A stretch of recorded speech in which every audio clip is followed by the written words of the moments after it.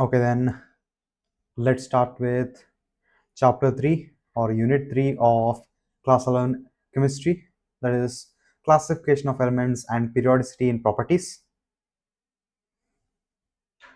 The objectives in this lesson are: after studying this unit, you will be able to appreciate how the concept of grouping elements in according to their property led to the development of the periodic table, understand the periodic law, understand the significance of atomic number and electronic configuration as the basis for periodic classification.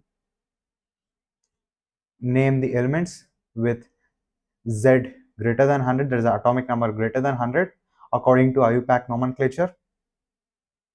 Classify elements into S, P, D, F blocks and learn their main characteristics. Recognize the periodic trends in physical and chemical properties of elements. Compare the reactivity of elements and correlate it with their occurrence in nature. Explain the relationship between ionization enthalpy and metallic character. Use scientific vocabulary appropriately to communicate ideas related to certain important properties of atoms. Example: atomic ionic radius, ionization enthalpy, electron gain enthalpy, electronegativity, valence of elements. Let's start with the chapter. The periodic table is arguably the most important concept in chemistry, both in principle and in practice. It is everyday support for students. It suggests new avenues of research to professionals, and it provides a succinct organization of the whole of chemistry. It is a remarkable demonstration of the fact that chemical elements are not a random cluster of entities, but instead display trends and lie together in families. An awareness of periodic table is essential to anyone who wishes to disentangle the world and see how it is built up from the fundamental building blocks of chemistry, the chemical elements. This is the need for why we need to study this chapter or about the periodic table, and why we should not ignore it, given by Glenn T. Seaborg. In this unit, we will study the historical development of the periodic table as it stands today and the modern periodic law. We also learn how the periodic classification follows as a logical consequence of the electronic configuration of atoms. Finally, we shall examine some of the periodic trends in the physical and chemical properties of elements.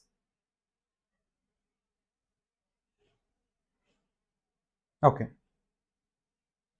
let's start with one of the first topics of this chapter.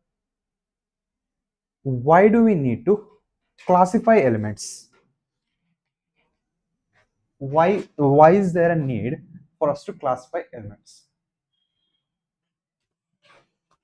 We know by now that the elements are the basic units of all types of matter. In 1800, only 31 elements were known. By 1865, the number of identified elements had more than doubled to 63. At present, 114 elements are known. Of them, the recently discovered elements are man-made. Efforts to synthesize new elements are continuing. With such a large number of elements, it is very difficult to study individually the chemistry of all these elements and their innumerable compounds individually.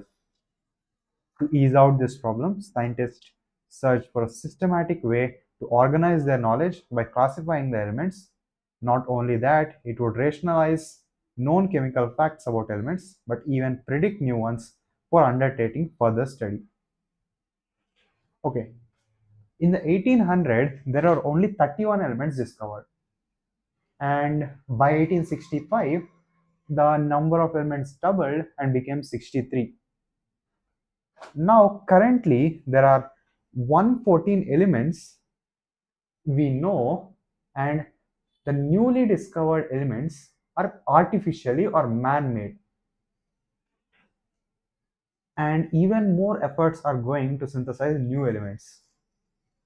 We have 114 elements and even more to be coming. So, if only the most basic particles or most basic constituents of matter are in the number of 100, then we should imagine how many compounds there will be there that constitutes or made up of these elements. There will be many compounds. Those are innumerable in number. So we cannot fit a single compound. So because there are so many elements, we cannot take a single compound. Or for salt, we can't take NaCl and study it for years. That would not be able to accomplish things, or it would not be, the time would not be sufficient for us, and it would take too much time to understand elements. So because of that, scientists have come up with a systematic way of organizing these elements. That is, just a minute.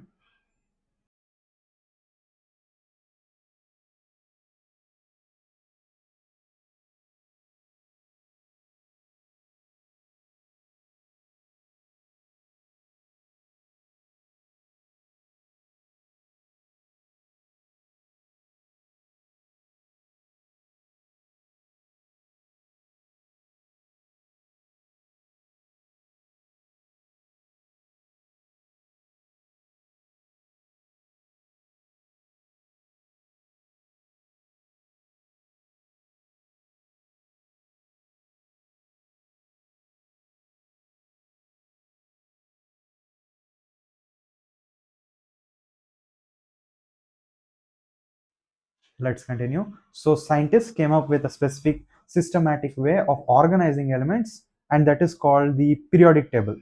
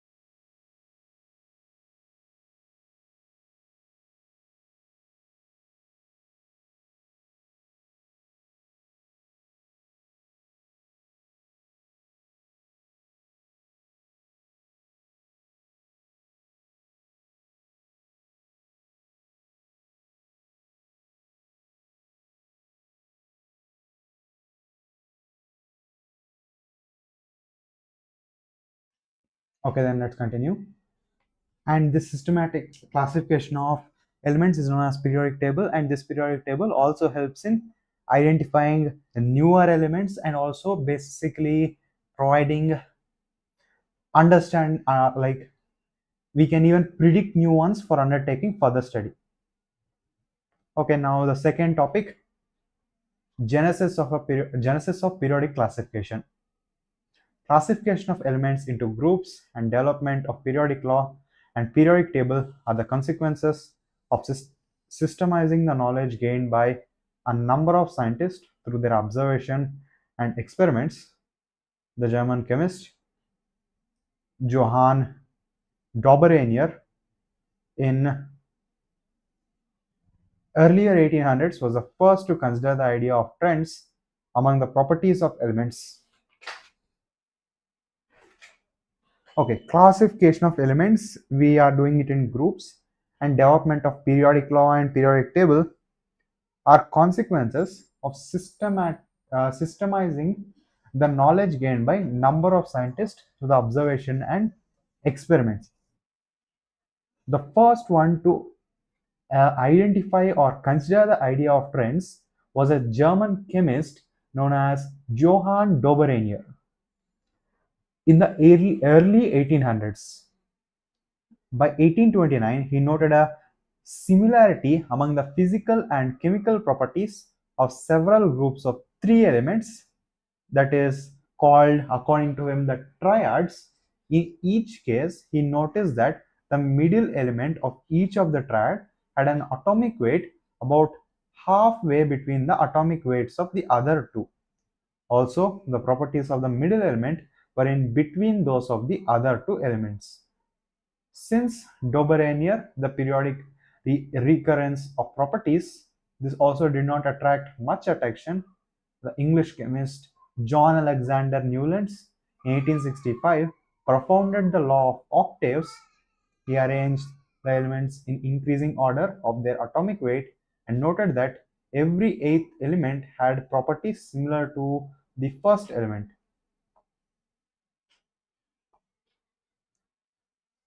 Okay, first Dobereiner classified. First, he was the first one to notice the trends idea, and based on that, he classified elements based on atomic mass in an ascending order of atomic mass as triads. These triads consisted of three elements arranged in the ascending order of atomic mass. And what he noticed was that the first elements and the third elements atomic mass average, if we take sum and atomic mass average, if we take, it was roughly or approximately equal to the middle element's atomic mass. This was noticed by him, and also the properties of the middle element were also between that of the first and the second member, I mean third member. This was the Dobereiner classification given by Johann Dobereiner, and it is the classification of triads. That's pretty much it about this. Also, the properties of the middle element were in between those of the other two members. Since Dobereiner, the periodic recurrence of properties, this also did not attract much attention. Then came John Alexander, an English chemist. His full name is John Alexander Newlands in 1865, propounded the law of octaves. He arranged the elements in increasing order of their atomic weights and noted that every eighth element had properties similar to the first element. Basically, there was another scientist, or basically a chemist, an English chemist named John Alexander Newlands, propounded or gave the law of octaves, Newland's law of octaves, and what he did is he arranged the elements in the increasing of atomic mass, and he noticed that every eighth element had similar properties.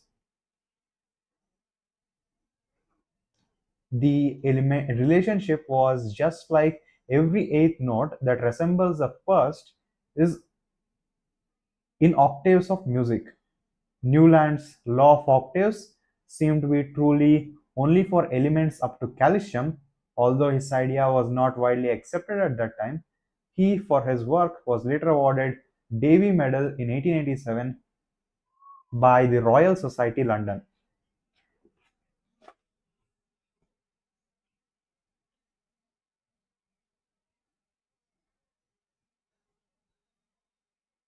Okay, that's about Newland, that is John Alexander Newlands. Now let's come to Dmitri or Dmitri Mendeleev. The periodic law, as we know it is today, owes its development to the Russian chemist Dmitry Mendeleev, 1834 to 1907, and the German chemist Lothar Meyer, 1830 to 1895. Okay, they gave a list of Dobrynin's triads. I should have seen this before itself. This is these the actually Dobrynin, although there were 30 elements at that time, Dobrynin could only propose three triads, with one being lithium, sodium, potassium, calcium, strontium, and barium, chlorine, bromine, and iodine. They do have similar properties, and these are the three triads. It is good to remember them: lithium, potassium, and sodium, calcium, strontium, and barium, chlorine, bromine, and iodine.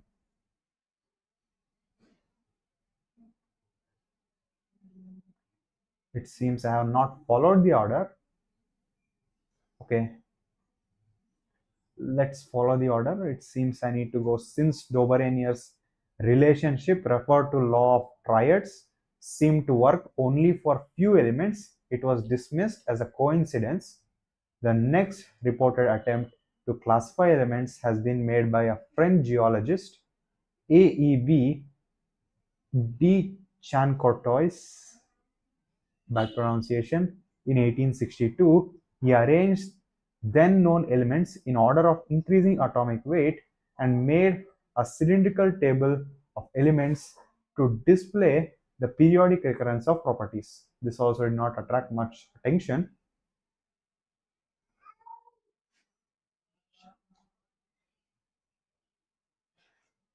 Okay, this geologist, French geologist, basically, this is also a kind of periodic table attempt. He basically just took elements, he arranged them in a cylindrical manner and showed the recurrence of properties. Not much attention was paid. Then came Newland's law of octaves, and this is the triads and octaves we can see here: elements lithium, beryllium, boron, carbon, nitrogen, oxygen, fluorine.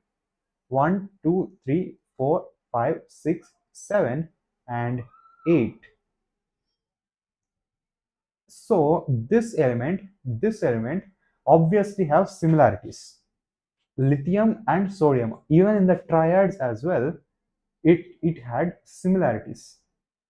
And based on Newland's law of octaves, every eighth element had similar properties as the first element. So if we consider from beryllium 1, 2, 3, 4, if we count, we will get similarities with magnesium.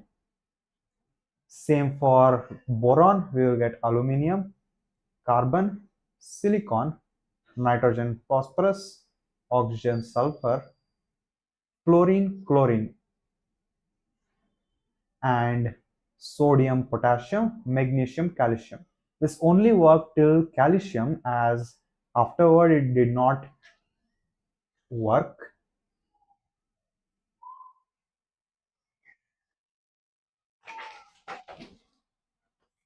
Okay, now coming to the periodic law. The periodic law as we know it today owes its development to the Russian chemist Dmitry Mendeleev, 1834, and German chemist Lothar Meyer, working independently. They did not work together, they worked independently. Both the chemists in 1869 proposed that on arranging elements in the increasing order of their atomic weights, similarities appear in physical and chemical properties at regular intervals. This is a kind of periodic law basically. At that time, the periodic law was that elements show properties, the periodicity of elements, the periodic property of elements depends on the atomic mass number. It is the periodic law at that time where it mainly rotated, everyone rotated around atomic mass, but now it has changed.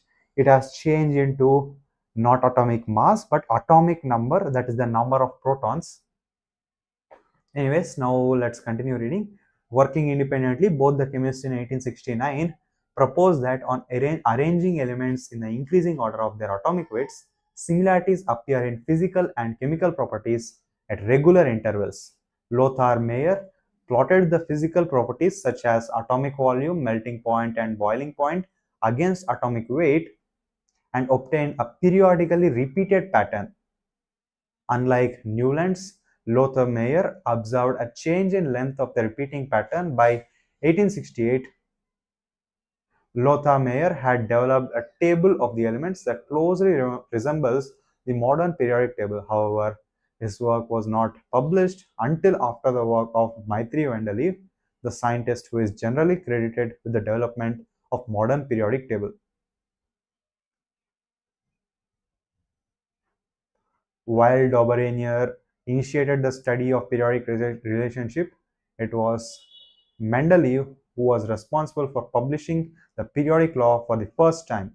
The periodic law, published by Mendeleev, the properties of the elements are a periodic function of their atomic weights. Mendeleev arranged elements in horizontal rows and vertical columns of a table in order of their increasing atomic weights in such a way that the elements with the similar properties occupy the same vertical column or group. Mendeleev's system of classifying elements was more elaborate than that of Lothar Meyer's.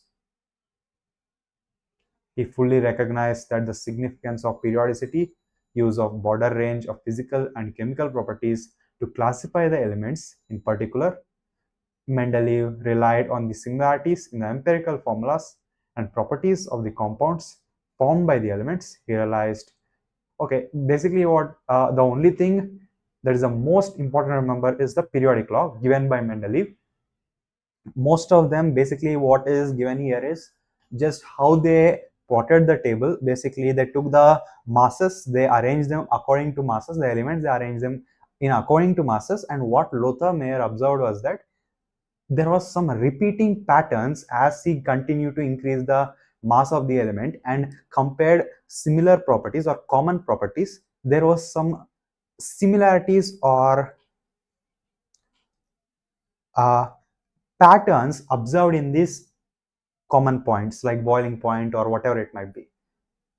It is not needed for us as how they actually classified the table, not completely so, and that's how Lothar Meyer had done it. But because he was a step late in publishing the book, I mean the periodic table, the credit is given to Dmitry Mendeleev. And as for how Dmitry Mendeleev did it, he actually classified the periodic table more in a more refined way, or we can say more detailed manner compared to Lothar Meyer. How he did it is he compared the empirical formulas of the elements. He arranged properties with, I mean, elements with similar properties in a single column or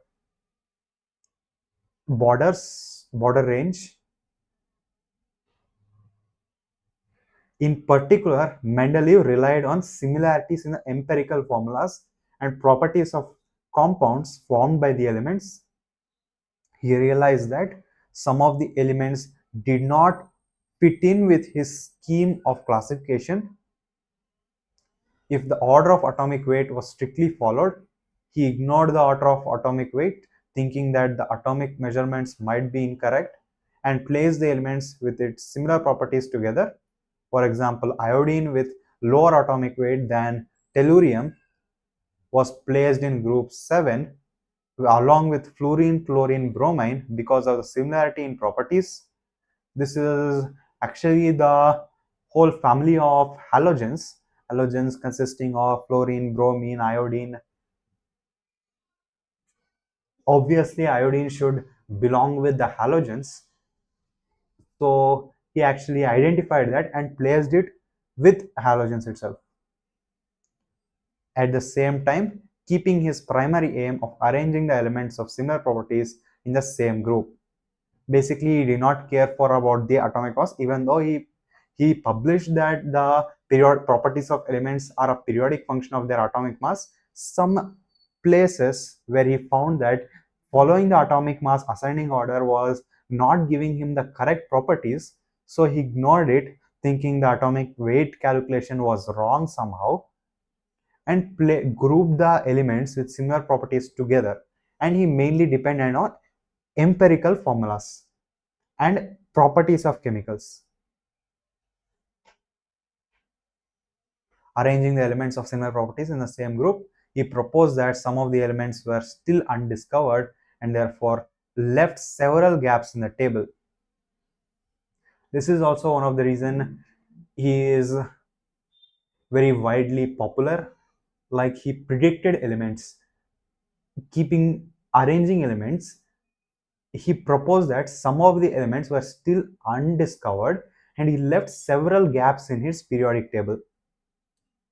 For example, both gallium and germanium were not known at the time Mendeleev published his periodic table. He left the gap under aluminium.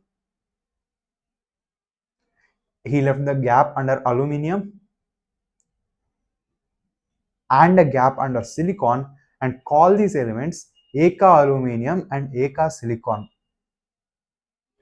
Okay, basically at that time germanium and gallium were not discovered. This is also very important information here, need to be remembered. Germanium, gallium and germanium.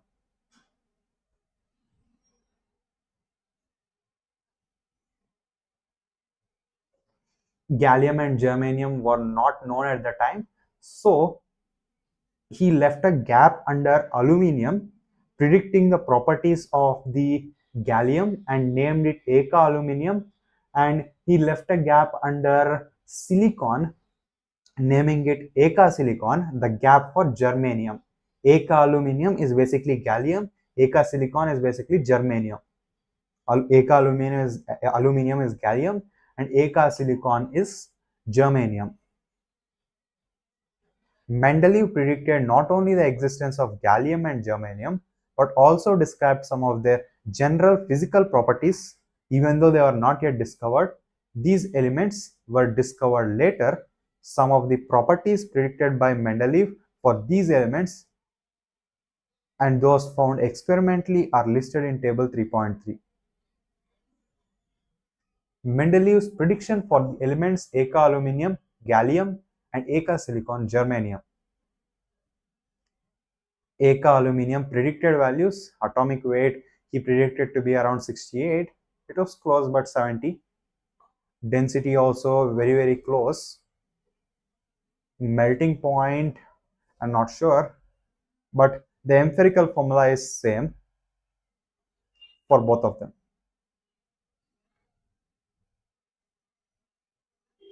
And gallium, we know the melting point is low. It is not a room temperature melting metal, but it melts slightly above room temperature, so it is obviously low melting point. And as for Eka silicon as well, the values are very close, and although melting point he did not find the value, he might have not found the value, it is indeed correct. And most of the properties are aligning here. Everything is almost the same. The boldness of Mendeleev's quantitative predictions and their eventual success made him his periodic table him and his periodic table famous. Mendeleev's periodic table, published in 1905, is shown in figure 3.1. This is basically the periodic table as it is inverted right now.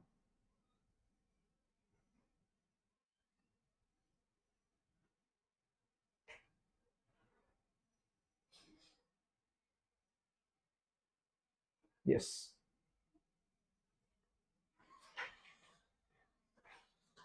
Periodic system of elements in group and series.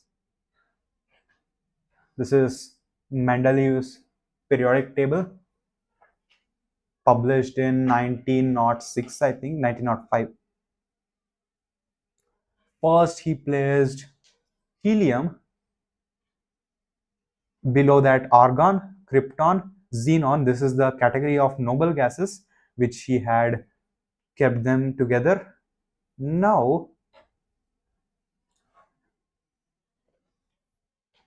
the one between iodine and tellurium here, if we see, normally we saw that this was mentioned. The classification is according to atomic mass. So it is ascending order of atomic mass. But if we see here, tellurium is 127.6, iodine is 126.9. The atomic mass of iodine is lesser than tellurium. But he knew, like Mendeleev knew, that iodine should have similar properties with fluorine than chromium or oxygen. So he kept it under fluorine, chlorine, bromine, and iodine. Like not following completely the atomic mass.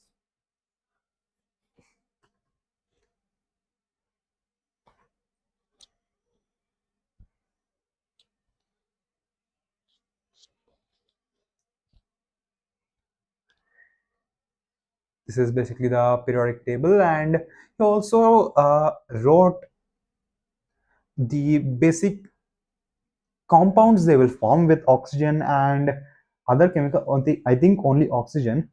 Yeah, like noble gases don't react with, they are basically inert, so they don't react with oxygen. So simply an R. Hydrogen forms H2O. Similarly, do these compounds with a single valency. And if we see calcium, we know about quicklime, that is CaO, which is resembling here RO. I'm not sure what he means by R. It must mean the elements, but I'm not sure why he specifically took R as the element. He could have taken E. As for R2O3, if we take iron, Fe2O3,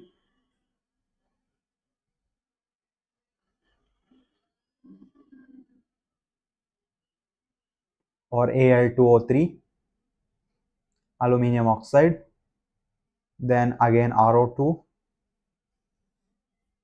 He even showed higher gaseous hydrogen compounds with RH4, RH3, RH2, RH, and some oxygen compounds as well.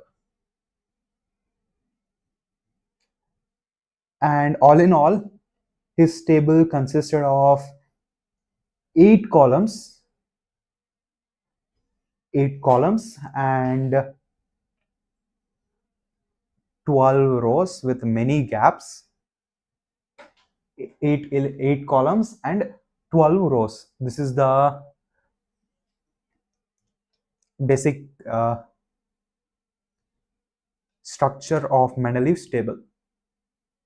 That's about Mendeleev's table. Okay, let's go back to reading.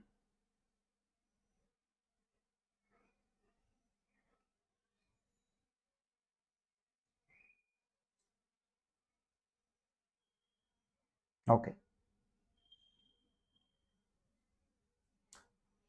Coming to the modern periodic law and the present form of the periodic table.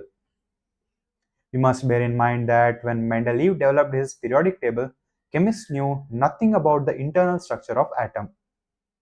However, the beginning of the 20th century, that is the 1900s, witnessed profound development in theories about subatomic particles. In 1913, the English physicist Henry Moseley observed regularities in the characteristic X-ray spectra of elements. A plot of root mu, where mu is the frequency of X-rays emitted, against atomic number Z gave a straight line and not the plot of root mu versus atomic mass. He thereby showed the atomic number is a more fundamental property of element than its atomic mass. Mendeleev's periodic law was therefore accordingly modified. This is now known as the modern periodic law and can be stated as the physical and chemical properties of the elements are periodic functions of their atomic number.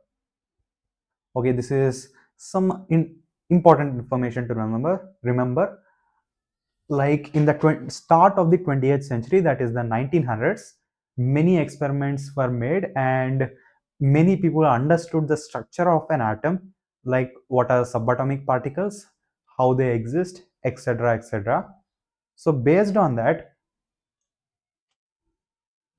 what in 1913, an English physicist, Henry Moseley, he observed, basically he took an a spectra of elements, an X-ray spectra of elements, and he plotted it with root mu, where it is a root mu is the root of frequency of the basically X-rays emitted, against atomic number, the root of frequency of X-ray emitted and atomic number. He took them as a graph and plotted them. He observed that as the atomic number increased, the graph was linear, meaning it's a straight line graph.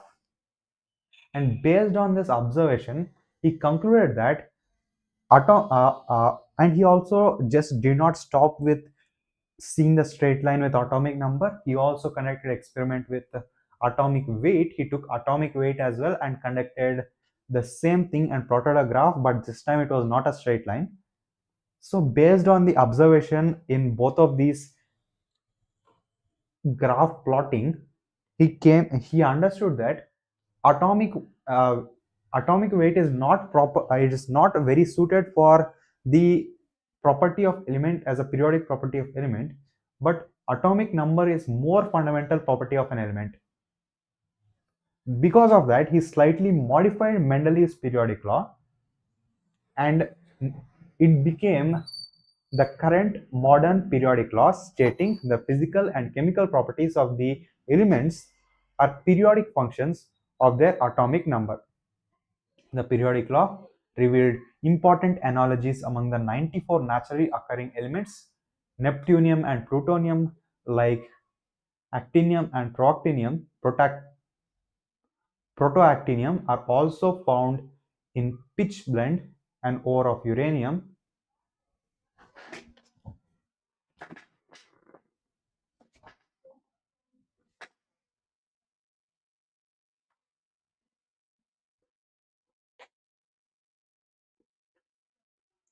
It stimulated renewed interest in inorganic chemistry and has carried into present with the creation of artificially produced short-lived elements. Okay, the periodic law basically revealed important analogies among the 94. Okay, basically out of the all the elements we discovered, 94 elements are naturally occurring elements. The remaining elements are artificially created elements. And because of the periodic law, it stimulated renewed interest in inorganic chemistry and has carried into the present with the creation of artificially produced short-lived elements. You may recall that the atomic number is equal to the nuclear charge, that is, number of protons, or the number of electrons in a neutral atom. What is an atomic number? It is always equal to the number of protons in an atom And we can also say it is equal to the number of electrons in a neutral atom.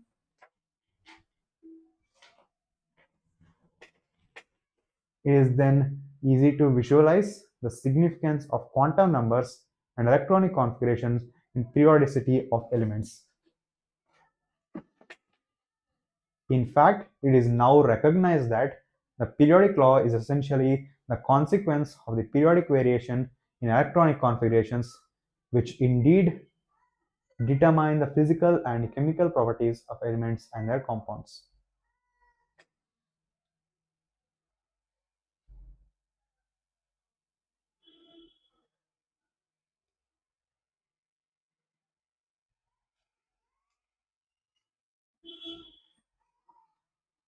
Basically, most many things in chemical reactions depend on the electrons and the attraction between the nucleus and electrons. So, because the atomic number indicating the number of protons is indirectly and directly depending on the chemical reactions, it is proved that the periodic law or periodicity of elements indeed depends on the atomic number. Physical and chemical properties of elements and their compounds depend on the atomic number. Numerous forms of periodic table have been devised from time to time. Some forms emphasize chemical reactions and valence, whereas others stress the electronic configuration of elements. A modern version, the so-called long form of the periodic table of the elements, this is the one, I will see it later, is the most convenient and widely used. The name of this periodic table is long form of the periodic table. It is the most convenient and widely used. The horizontal rows, which Mendeleev called series, are called periods, and the vertical columns are called groups. Elements having similar outer electronic configuration in their atoms are arranged in vertical columns referred to as groups or families. According to the recommendation of International Union of Pure and Applied Chemistry (IUPAC), the groups are numbered from 1 to 18, replacing the older notation of 1A to 7A, 8, whatever that is. It's a good thing they changed. There are altogether 7 periods. The period number corresponds to the highest principal quantum number, n of the elements in the period. The first period contains 2 elements. The subsequent period consists of 8, 8, 18, 18 and 32 elements. Basically, the first period is hydrogen and helium. The first period is the first period is made up of hydrogen and helium. Okay, before that, let's read the start of the paragraph again. There are altogether 7 periods. What is the use of groups first? Groups are families or families of their similar chemical properties, like halogens, for example, the halogen family, the chalcogen family, etc. They have similar properties, that's for sure. Now, coming to the periods, the 7 periods, there are 7 periods altogether. The period number indicates the principal quantum number of the elements. In the first period, the principal quantum number n, which is equals to 1. Second period, it is equals to 2. Third period, it's equals to 3, and so on. The first period contains 2 elements, and the subsequent periods, later periods, consists of 8. The second period consists of 8 elements. The third period consists of 8 elements. The fourth period the fourth period consists of 18 elements along with the fifth period, and the sixth period consists of 32 elements.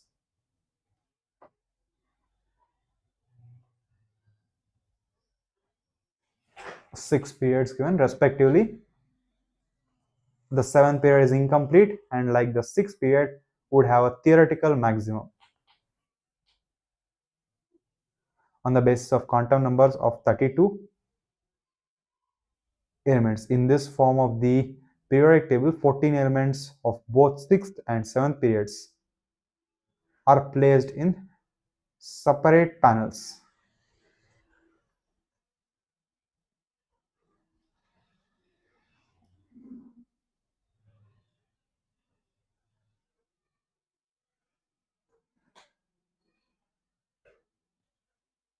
The 7th period is incomplete, but it has a maximum of 32, and we the 32 elements are not of the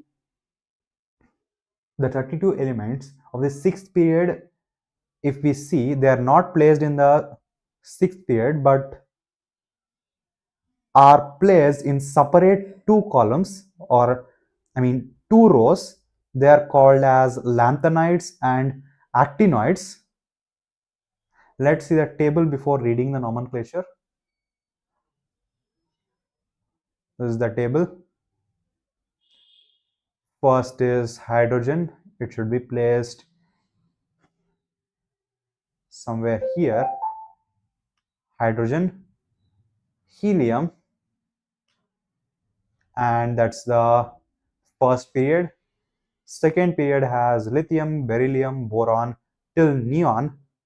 Third period is made up of sodium till argon, consisting of 8 elements. These both 2 and 3. Okay, first period consists of 2 elements. Second and third, 8 elements. Fourth and fifth, 18 elements. Sixth period consists of 32, and I believe the seventh period consists of 30 elements, as it is incomplete.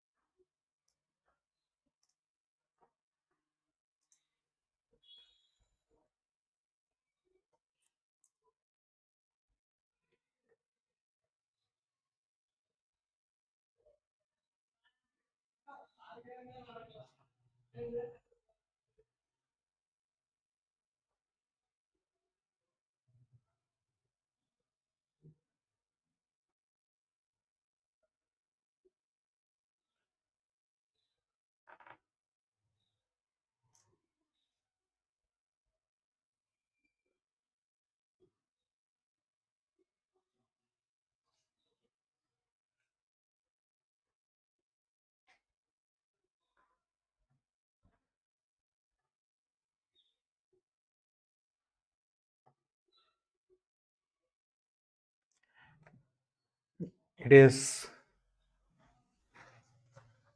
let's just keep it as 32 for now. Theoretical maximum 32.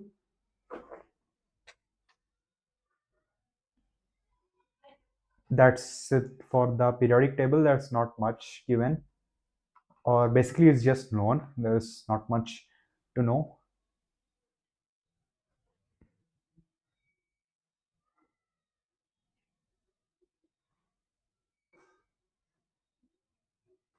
Okay.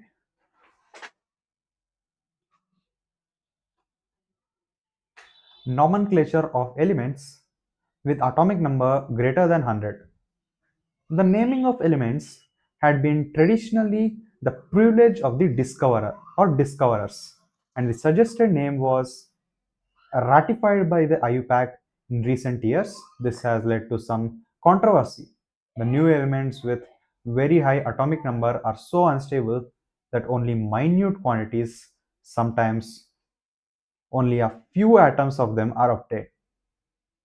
Their synthesis and characterization, therefore, requires highly sophisticated, costly equipment and laboratory. Such work is carried out with competitive spirit only in some laboratories in the world. Scientists, before collecting the reliable data on the new element at times get tempted to claim for its discovery. For example, both America and Soviet scientists claimed credit for discovering element 104. The Americans named it Rutherfordium, whereas Soviets named it Khrushchevium. To avoid such problems, the IUPAC has made recommendation that until a new element's discovery is proved and its name is officially recognized, a systematic nomenclature to be derived directly from the atomic number of the element using the numerical roots of 0 and numbers 1 to 9. These are shown in table 3.3. The roots are put together in order. Okay, in order. Okay, basically, the new atoms with very high atomic numbers are very unstable, and only minute quantities, only few atoms are actually obtained. Their synthesis and characterization require very sophisticated, costly equipment and laboratory. Such creation of new element work is only taking place in some of the laboratories in the world.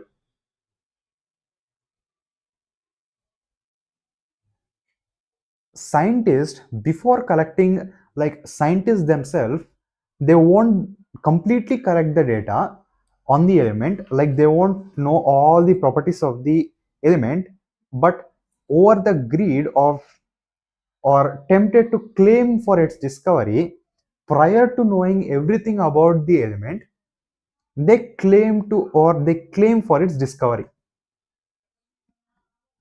Like even before knowing everything, they will try to claim for its discovery, tempted for the fame and all.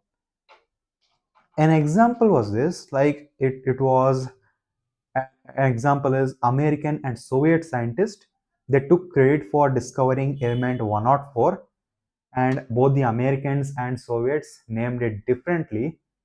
So to put up or avoid such problems, IUPAC has made recommendation that until a new element's discovery is proved and its name is officially recognized, a systematic nomenclature be derived directly from the atomic number of the element.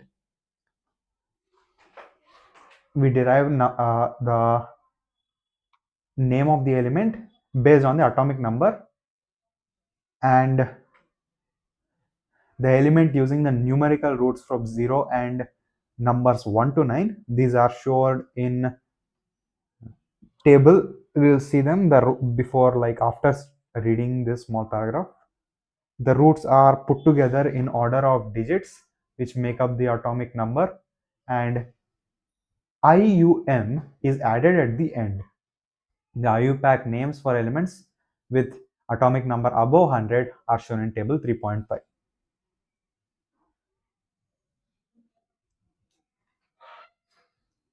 Notation for IUPAC nomenclature of elements. For digit 0, we name it nil, abbreviation N. 1 is un, 2 is bi, 3 is tri, 4 is quad, 5 is pent, 6 is hex. To avoid confusion between 6 and 7, although 7 is mostly known as hept, as in heptagon, it is changed into sept. 8 oct, and 9 n. So if we were to name a compound an element 111, it is ananium, anium, 3 and anium. Bad handwriting, but I didn't have space. So that's the name. And if there is 0, basically it can be represented, if it was 111, then it could be represented as U. There's a atomic, the symbol of the element. same as Fe for iron and I for iodine. UUU is a symbol according to the IUPAC notation for the element of atomic number 111. It is only for elements above the atomic number 100. The nomenclature of elements with atomic number above 100: 101 anilanium, 102 anilbium, 103 aniltrium, 104 anilquadium. This is the symbol ANU, and for 111 we have here ananium, triple U with the starting capital. Basically, it just follows the nomenclature. And the official name are as follows: Mendelevium, Nobelium, Laurentium, Rutherfordium, Dubnium, Seaborgium, Borium, Hazium, Meternium, Darmstadtium, Roentgenium, Copernicium, Nihonium, Flerovium, Moscovium, Livermorium, Tennessine, and Organeson. Quite hard to pronounce the names, but those are the names. Thus, every new element first gets a temporary name with symbol consisting of three letters. Later, permanent name and symbol are given by a vote of IUPAC representatives from each country. Maybe that is the reason why they clearly declared that the IUPAC name of the number 104 is Rutherfordium.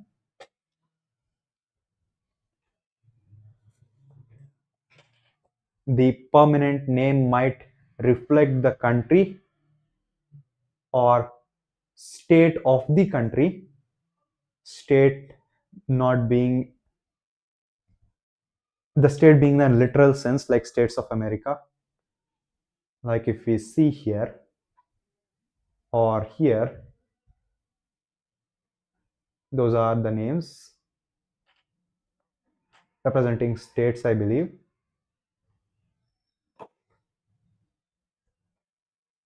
In which the element was discovered or pay tribute to notable scientists. As of now, pay tribute to notable scientists, we see names of Rutherfordium, borium, etc.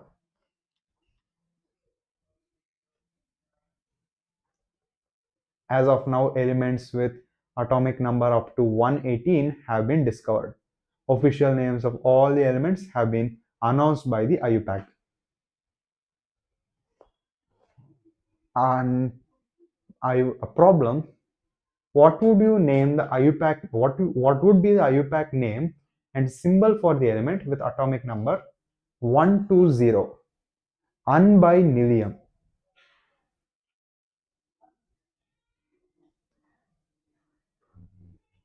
Basically, nothing much. Anyways, electronic configuration of elements and the periodic table. In the preceding unit, we have learned that an electron in an atom is characterized by a set of 4 quantum numbers. In the preceding section, meaning in the atomic structure chapter, we saw about, I didn't make a video of that, but normally we will see about the quantum numbers, the 4 quantum numbers of the principal quantum number, azimuthal quantum number, the spin quantum number,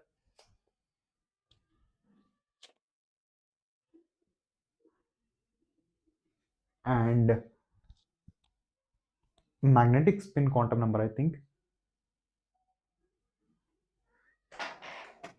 In the preceding unit, we have, okay, they mentioned unit, not section, so what they said is correct. In the preceding unit, we have learned that an electron in an atom is characterized by a set of 4 quantum numbers and the principal quantum number, and defines the main energy level known as a shell. We have also studied about the filling of electrons into different subshells also referred to as orbitals, SPDF, in an atom. The distribution of electrons into orbitals of atom is called its electronic configuration. The definition of electronic configuration is the distribution of electrons in its orbitals into its orbitals is called as electronic configuration. An element's location in the periodic table reflects the quantum numbers of the last orbital filled.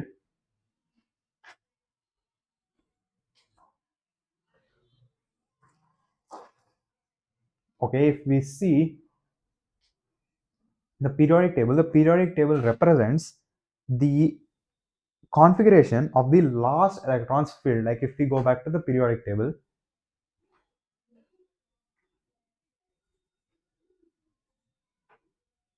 if we see in the periodic table, if we see hydrogen, it is 1s1.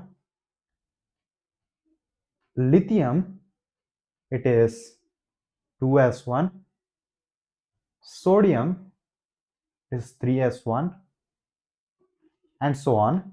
So basically, this S1, NS1, that is a configuration of the first group, and so on for the second group. And based on the position in the periodic table, we can identify what is the last configuration of this specific atom.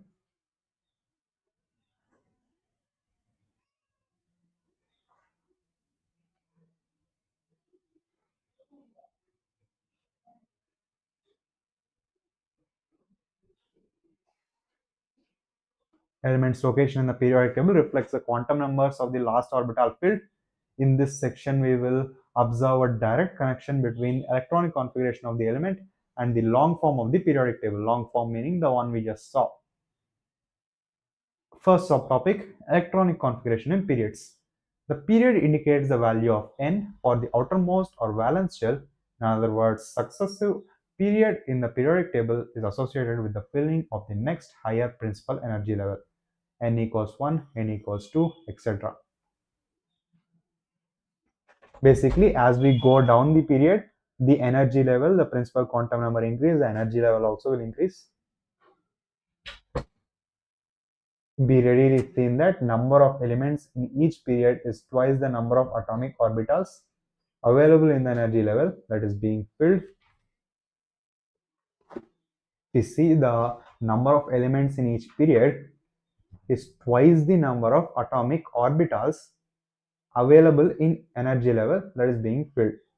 The first period n which is equals to 1 starts with the filling of the lowest level 1s1 and therefore has two elements, hydrogen 1s1. As we go toward the right, the orbitals get completely filled and we come to see the noble elements, the noble gases, which have a filled configuration, completely filled configuration.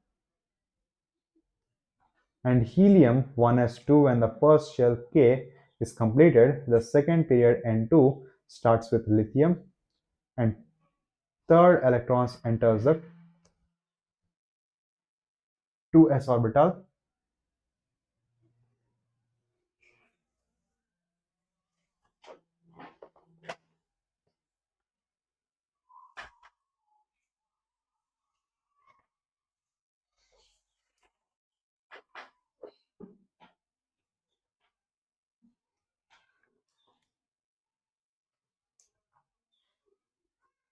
The next element, beryllium, has 4 electrons and has the electronic configuration 1s2, 2s2.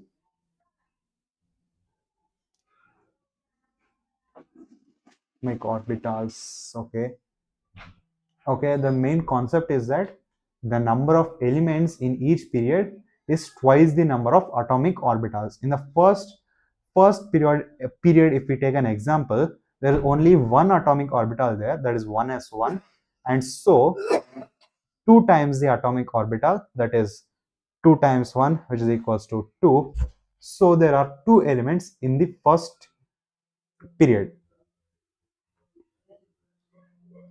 Starting from the next element boron, the 2p orbitals are filled with electrons when the L shell is completed at neon. Thus, there are 8 elements. Basically, there are four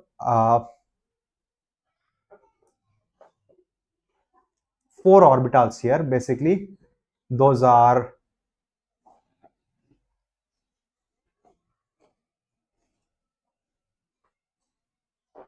four orbitals are 1 2s orbital and 3 2p orbitals, and 4 times 2, which is equals to 8. Thereby, the second period has 8 elements. Thus, there are 8 elements in the second period. Now, the third period begins at sodium and added electrons enters a 3s orbital. Successive filling of 3s and 3p orbitals give rise to the third period of 8 elements from sodium to argon. Similarly, 3s and 3p will get filled. 4 orbitals, 4 twos are 8, so 8 elements in the third period as well. Now, the fourth period, things change. The fourth period, n equals 4, starts at potassium and the added electrons fill up the 4s orbital, one orbital completed. Now you may note that before the 4p orbital is filled, filling up 3d orbitals become energetically favorable, and we come across so-called 3D, the transition series of elements. This starts from scandium 21, which has electronic configuration 3d1 4s2. The 3d orbitals are filled at zinc Z equals 30 with electronic configuration 3d10 4s2. Here d subshell has basically 5 orbitals. So one 4s orbital, 5 I mean 5 3d orbitals, 6 orbitals, and the 4p orbital, which has 7 orbital.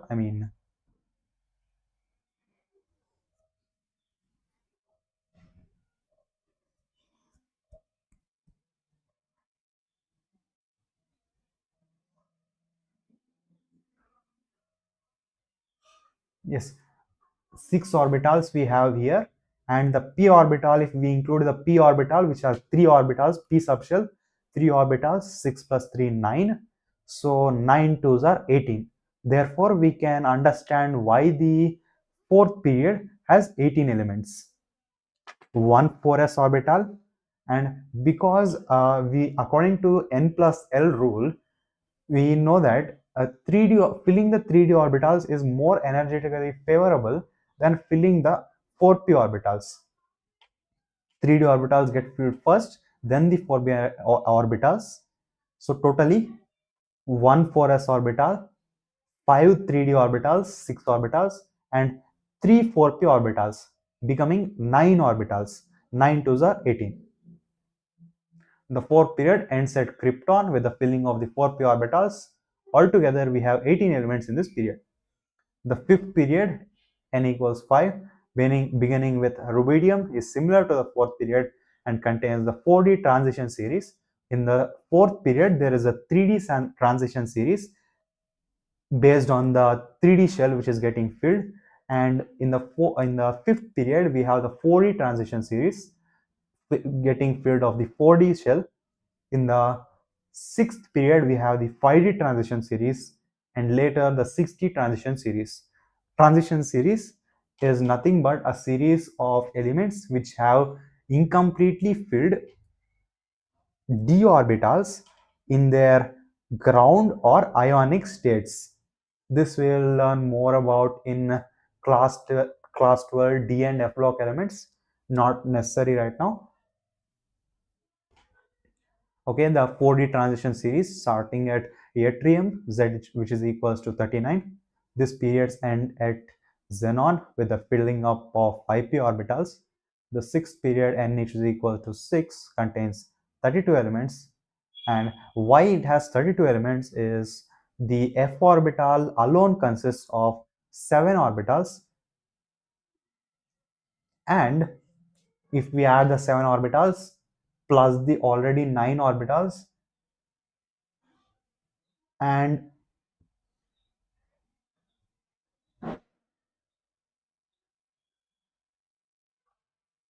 yes, we add 9 plus 7, it is 16, and 16 to the is 32. So we get 32 elements. Electrons enter 6s, 4f, 5d, and 6p orbitals in the order. Filling up the 4f electrons begins with cerium and ends with lutetium and gives the inner transition series, which is called the lanthanoid series. As I said about the transition series, inner transition elements are the elements which have a partially filled f orbital or f subshell in a ground or ionic state. This is also not needed right now. Basically, what they are explaining here is how the number of orbitals times 2 gives the number of elements in the row with many examples, how kind of them. And the seventh period, n which is equal to 7, is similar to the sixth period with the successive filling up of the 7s, 5f, 6d, and 7p orbitals and includes most of the man-made radioactive elements. This period will end at the element with atomic number 118, which should be belong to the noble gas family, filling up the 5f orbitals. After actinium, Z which is equal to 89, gives the 5f inner transition series known as actinoid series. The 4f and 5f inner transition series of elements are placed separately in the periodic table to maintain its structure and to preserve the principle of classification by keeping elements with similar properties in single column. Why they are placed, why lanthanoids and actinoids are placed in a separate column? Because if we place them in the main periodic table, then we would not be able to place similar elements in same kind of vertical groups and columns. That would be hard to do, so we just separated them. That's why in the middle of the periodic table, in the first, second, and third periods, there is a kind of gap. That gap is attributed to arranging elements. Anyways, now let's see the question here. How would you justify the presence of 18 elements in the fifth period of the periodic table? Okay, because there are 9 orbitals of 1 5s,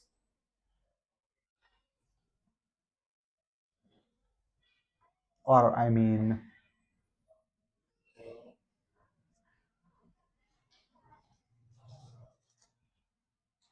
there are 5 4d orbitals, 1 5s orbital, 3 5p orbitals, totaling of 9 orbitals, and a maximum number of electrons that can be accumulated is 18, and therefore 18 elements are there in fifth period. Why only 18 electrons can be accumulated in 9 orbitals? Because each orbital has a strict rule that each orbital can only have 2 electrons.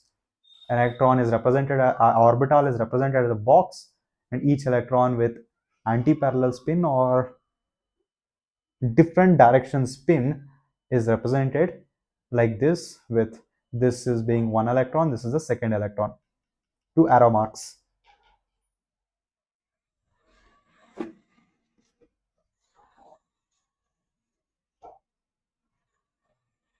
Now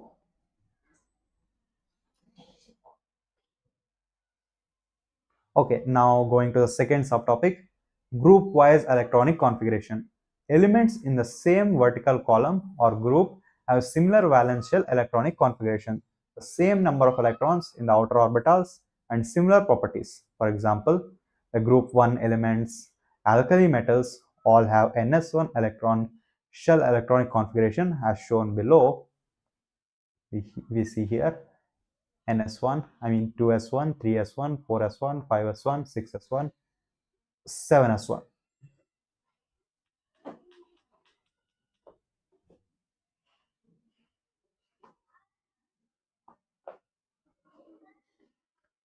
Configuration shown below.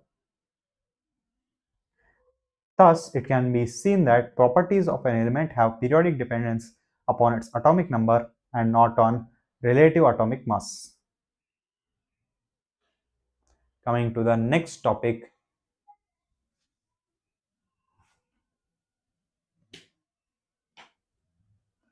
Okay, basically, like because they have same kind of electrons, same valency, they have similar properties, elemental properties. Like they're all alkali, they react fast. That's one of the main properties. Okay. Electronic configuration and types of elements. SPDF blocks. We saw orbitals of SPDF, and based on the last electronic configuration, this one, as it is S here, the alkali which have an NS configuration are taken under the S block elements. If we take about alkaline earth metals, the second group, they have NS2 configuration. They are also taken under uh, the S block basically. And as for halogens from the carbon family, from carbon to halogens, they are all taken under the P block. I think even the noble gases are included in the P block. As for the transition elements, they are the D block elements, and the inner transition elements are considered as F block elements. These are the blocks. The Aufbau principle. What is the Aufbau principle? The Aufbau principle states that electrons should be first singly filled, then paired up. Meaning, if this is the d orbital, electrons filling should be done first singly, then we should start pairing them up like this.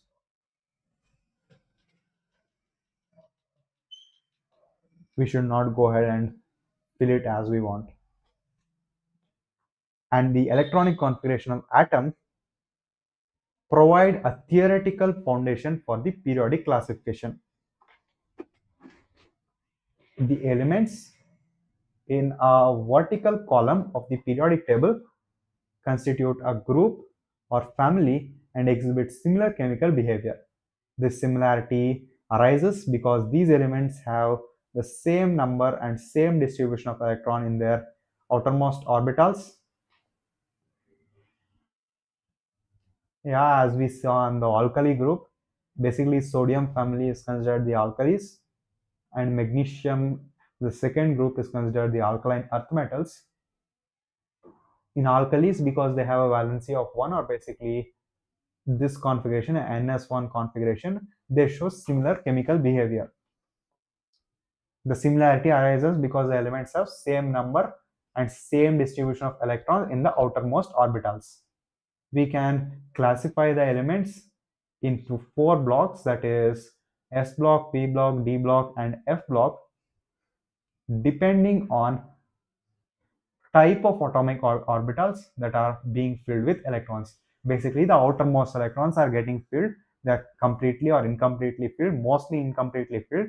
So the orbitals that are getting filled currently or in the latest are called as the outermost orbitals, or those are mainly considered here. As in case of alkali, it is NS, so they are considered in S block. This is illustrated in figure 3.3. We notice two exceptions to the categorism. Figure 3.3. Okay, let's see the figure.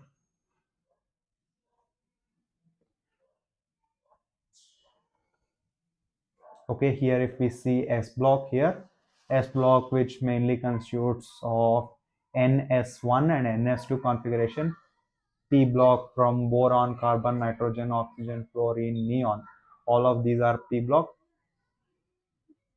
and there is not much need to study about the D block right now.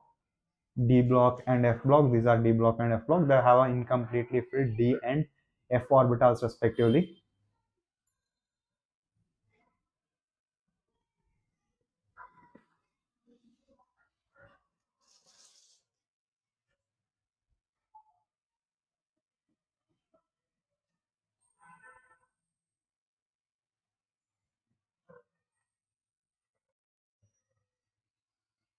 And this is okay. We have two exceptions to this categorization. If we talk about the first is helium. Helium belongs to the S block because it has ns2 configuration, but it is positioned in the p block, even though it does not, this electron does not occupy the p orbitals only. Along with other group 18 elements, is justified because it has completely filled valence shell and as a result exhibits property characteristics of other noble gases. Because it has a completely filled configuration, it exhibits properties similar to noble gases. Because of that, it is accepted to keep helium even though it has an ns configuration, to keep it near noble gases. Okay, pause for a minute.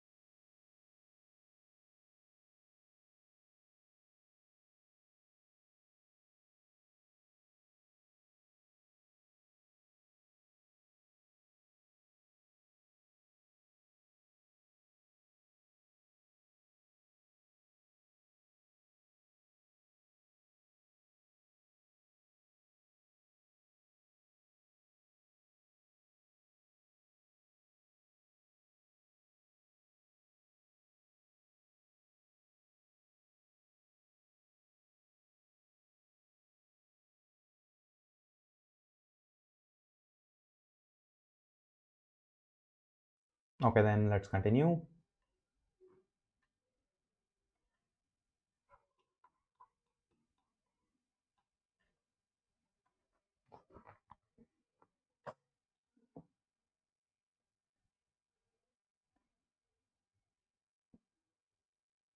A theoretical, okay, where were we?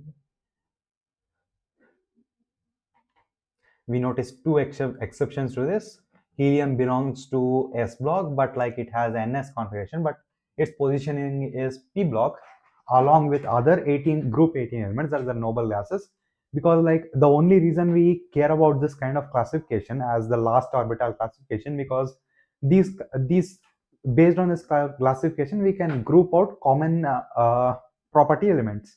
But if helium is placed in S block according to the convention, then it is not following the actual principle, that is similar chemical property elements. So obviously it should be placed with noble gases where most of its properties are similar.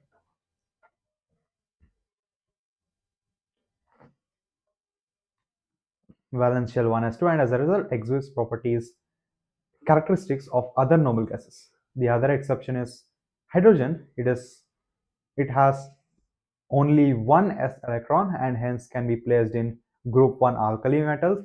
It can also be placed as an electron to achieve a noble gas arrangement, and hence it can behave similar to group 17, that is a halogen family. Halogen family, basically hydrogen and helium. Helium, we understood why there's a problem, but hydrogen has similar chemical properties of both alkali metals, where it can give up the electron to become H plus ion, or it can gain one more electron to achieve noble gas configuration. Due to which there was a confusion as to where we need to add this hydrogen, because it's a special case. We shall place hydrogen separately at the top of the periodic table as shown in figure 3.2 and 3.3. So here we do not include hydrogen anywhere. It's just placed at the top of the periodic table. Here as well, it's not placed anywhere, it's placed at the top.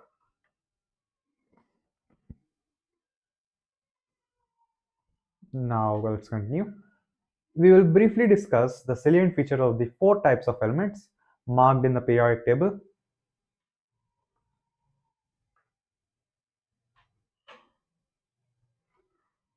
More about these elements will be discussed later during the description of the features. Certain terminology has been used which has been classified in section 3.7. Okay, let's start with the S block elements. The elements of group 1 alkali metals and group 2 alkaline earth metals, which have ns1 ns2 outermost electronic configuration, belong to the S block elements. They are all reactive metals with low ionization enthalpy. Ionization enthalpy is the energy required to basically ionize an atom, or basically the energy required to remove the outermost electron of an atom is called as ionization enthalpy. Two definitions for ionization enthalpy. One, the energy required to ionize an atom is called as ionization enthalpy, or we can say it is the energy required to remove the outermost electron of an atom is called as ionization enthalpy. In case of alkali metals, they are very reactive.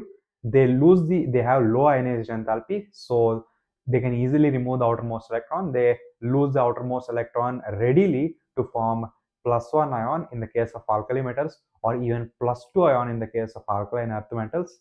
The metallic character and reactivity increase as we go down the group, because higher the reactivity, they are never found pure in nature. The compounds of the S block elements, with the exception of those of lithium and beryllium, are predominantly ionic. As to why that is the case, with lithium not being able to form an octet completely, with lithium and beryllium not being able to form a complete octet, I think it's related to something like that. meaning it's a covalent nature bond between lithium, in lithium and beryllium compounds.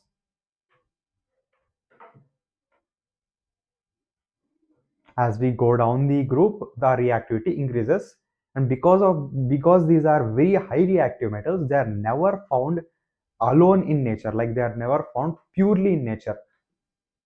They are in some kind of form, like NaCl as a salt or many other forms.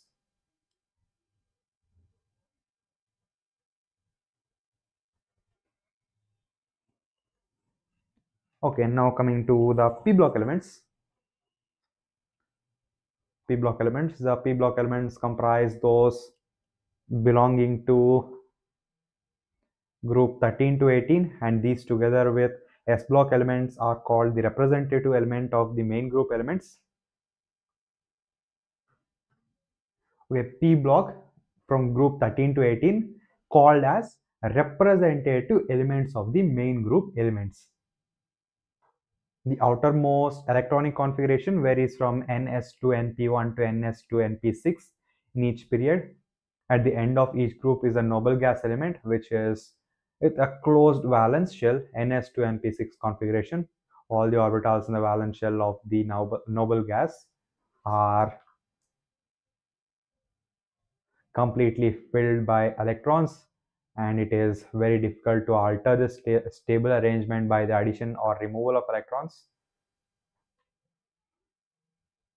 The noble gases thus exhibit very low chemical reactivity.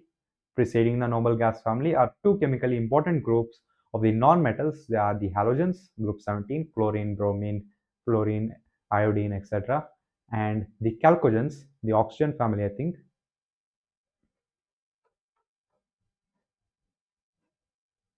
Yes, the oxygen family called chalcogen, oxygen, sulfur, selenium, tellurium, polonium, livermorium, etc. And the chalcogens, these two groups of elements have highly negative electron gain enthalpies and readily add one or two electrons respectively to attain stable noble gas configuration. Basically, they are very electronegative in nature, meaning they can easily accept electrons, they can draw electrons, and they have highly negative electron gain enthalpies. Electron gain enthalpy is the energy released when an electron is gained,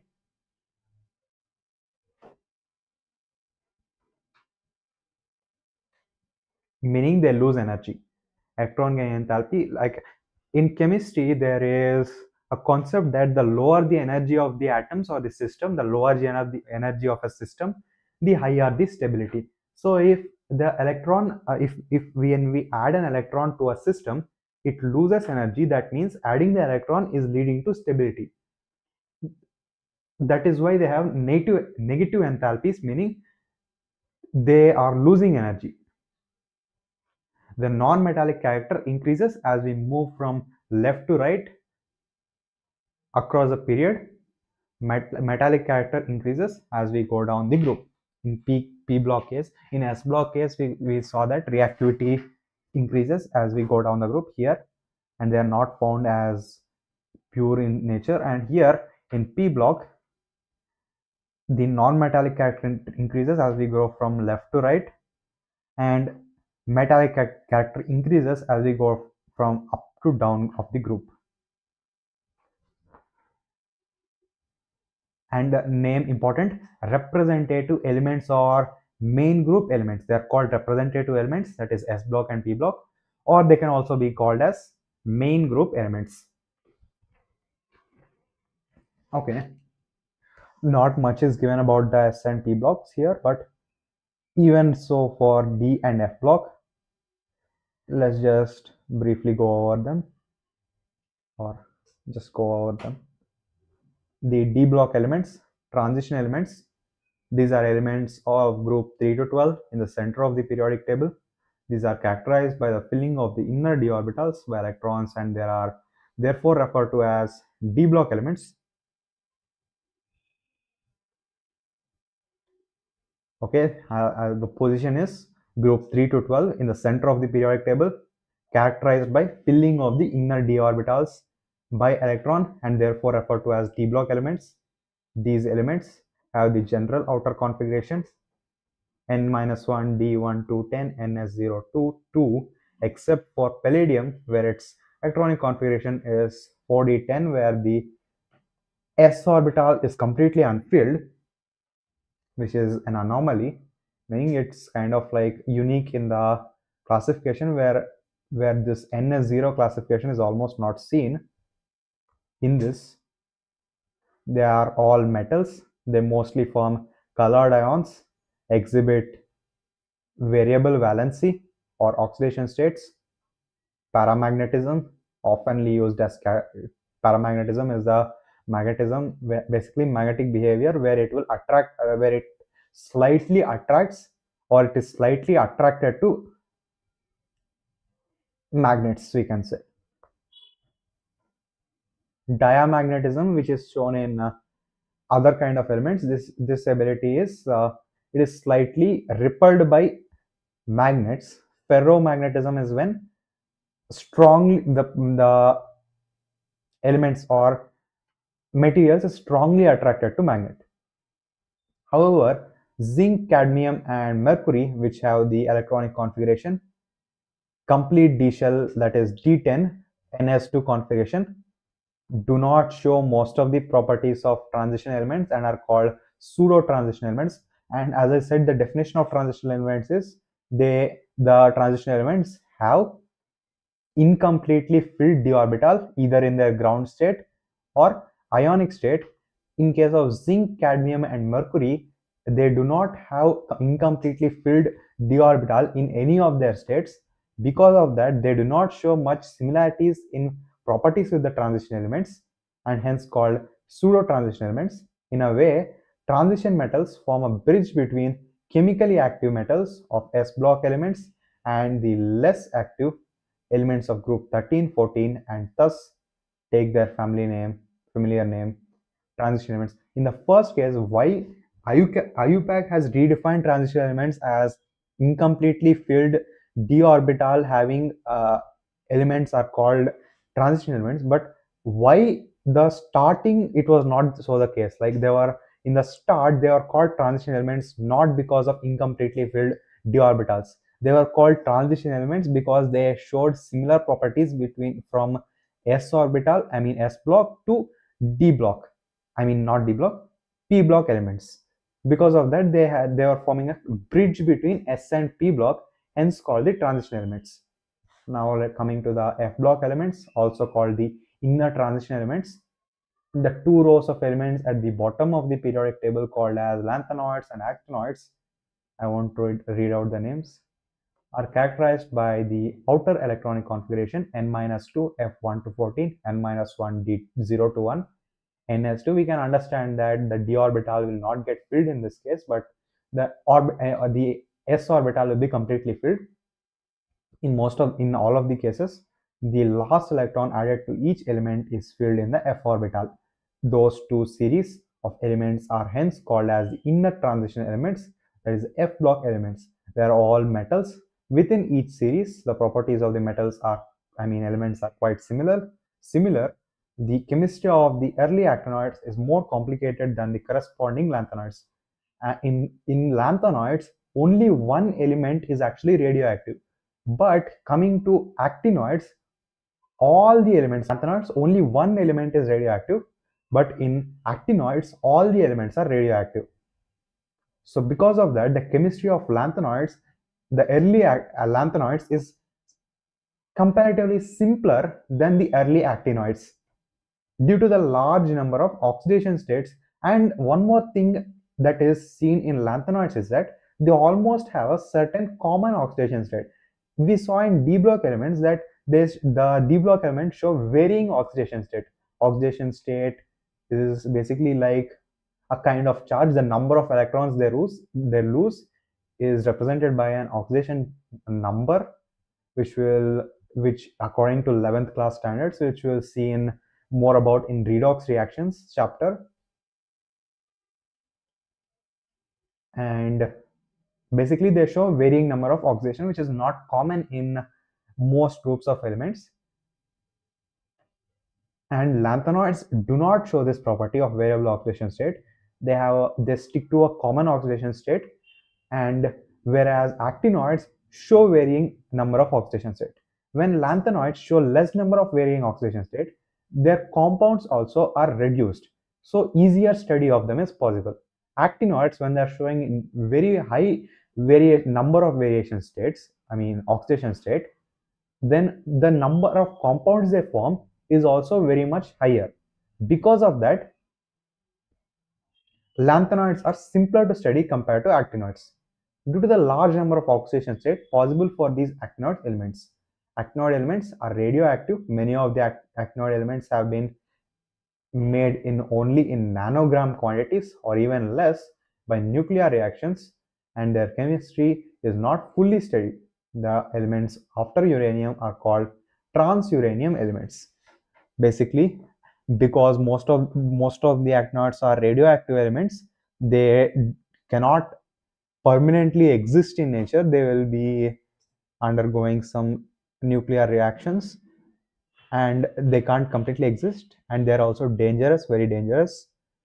So because of that, they are only produced or acquired in nanogram quantities, very very minute.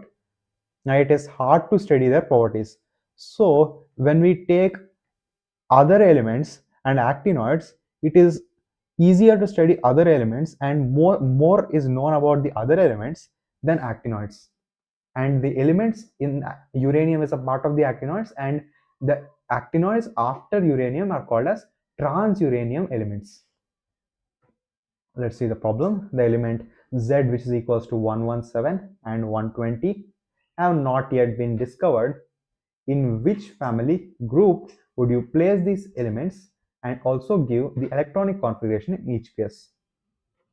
If we take Z, with atomic number which is equals to 117, would belong to the group halogen family, and electronic configuration would be 7p5, which obviously should belong to the np5, should obviously belong to the halogen group, and with 120 it should be placed in alkaline earth metals to have a configuration of 8s2.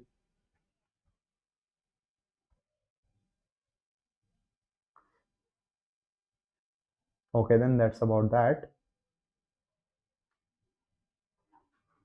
Now coming to the next topic, or a next subtopic under electronic configuration and types of elements. The fifth subtopic, that is metals, nonmetals, and metalloids. In addition to displaying the classification of elements into S, P, D, and F blocks, figure 3.3 shows another broad classification of elements based on their properties. The elements can be divided into metals, non-metals, okay, there are three classifications. They're not mentioned directly here. That is metals, non-metals, and metalloids. Metals, we know what metals are. We know the physical properties of metal. We know the physical properties of non-metals. As for what metalloids are, the metalloids are substances which have intermediate properties. Basically, they have both the properties of metal and non-metal, and hence they are called as metalloids. And if we see, most of the table is comprised of metals than non-metals.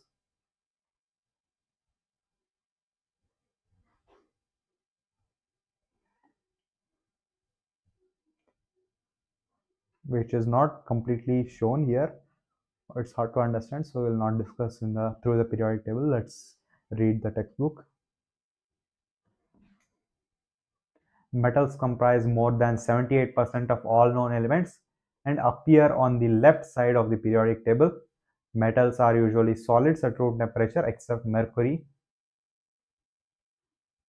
Gallium and cesium also have very low melting point, slightly above room temperature. Room temperature is 298 Kelvin. These have a melting point of 303 and 302 Kelvin respectively. Metals usually have high melting and boiling point. They are good conductors of heat and electricity. They are malleable, can be flattened into thin sheets by hammering. Ductile, can be drawn into wires. In contrast, nonmetals are located at the top right hand side of the periodic table. In fact, in a horizontal row, the property of elements change from metallic on the left to non-metallic to the right. What they are saying is, as we move from left to right, the the properties of the metals will the metallic property will keep on reducing and the non-metallic property will keep on increasing. Non-metals are usually solids or gases at room temperature with low melting and boiling points. Boron and carbon are exceptions. Okay, usually solids or gases at room temperature and they have low melting and boiling point, but boron, carbon are an exception. They are poor conductors of heat and electricity. Most non-metallic solids are brittle and are neither malleable nor ductile. The elements become more metallic as we go down the group. The non-metallic character increases. Non-metallic character increases as we go from left to right of the periodic table. Metallic character increases as we go from top to bottom of the group. Non-metallic character increases as one goes from left to right across the periodic table. The change from metallic to non-metallic character is not abrupt as shown by the thick zigzag line in figure 3.3. The elements example silicon, germanium, arsenic, antimony and tellurium bordering this zigzag line are called as metalloids. Bordering this line and running diagonally across the periodic table show properties that are characteristics of both metals and non-metals. These elements are called semi-metals or metalloids. Now there is a question. Considering the atomic number and position of the periodic table, in the periodic table, arrange the following elements in the increasing order of metallic character. We can do that by seeing the periodic table. We know the principle. As we go from left to right, non-metallic character increases and metallic character decreases. As we go from top to bottom, the metallic character increases, non-metallic character decreases. So the rightmost, I mean the leftmost and the bottommost element is the most metallic, and the rightmost and the topmost element is the most non-metallic. Based on this, we can arrange. Metallic character increases as we go down the group and decreases along a period as we move from left to right. Hence, order of the increasing metallic character is sodium being the most, magnesium being the next, beryllium, silicon, phosphorus. Now coming to the next topic, that is periodic trends in properties of elements. There are many observable patterns in the physical and chemical properties of the elements as we descend in a group or move across a period in the periodic table. For example, within a period, chemical reactivity tends to be high in group 1 metals, lower in elements toward the middle of the group, and increases to a maximum in group 17.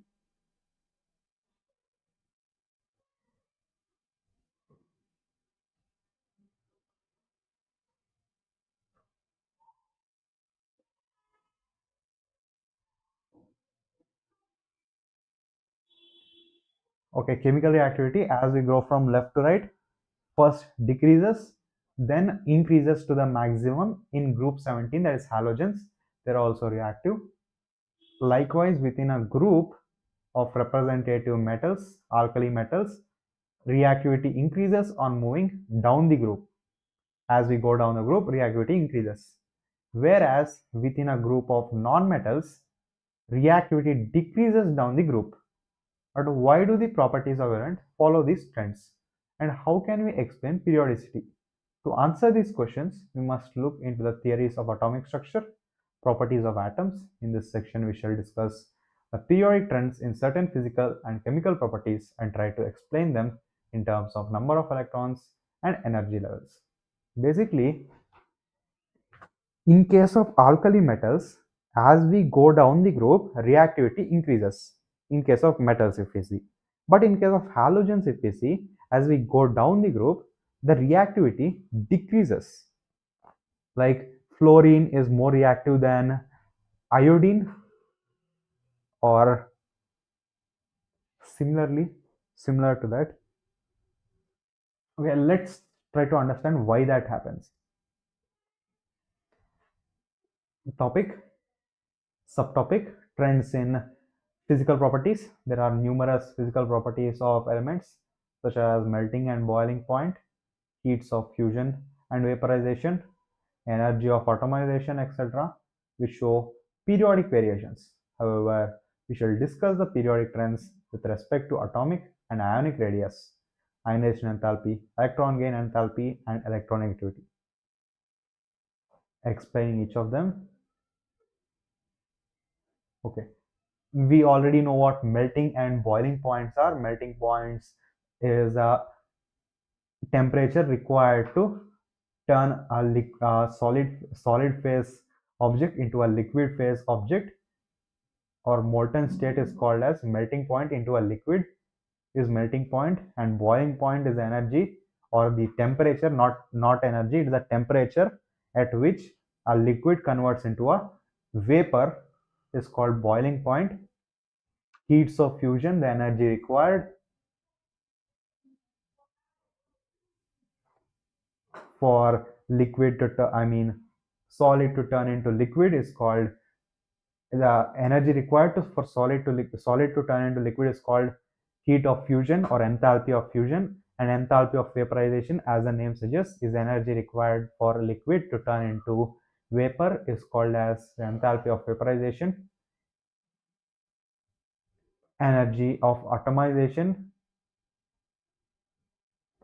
is similar and which show periodic variations. However, we shall discuss periodic trends with respect to atomic and ionic radius.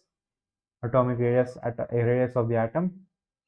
Ionization enthalpy, the energy required to take out the outermost electron of an atom. Electron gain enthalpy, the energy released an electron is gained by an atom. The electronegativity is the ability of certain atoms to pull electrons toward themselves, the tendency. Now, subtopic under subtopic, atomic radius.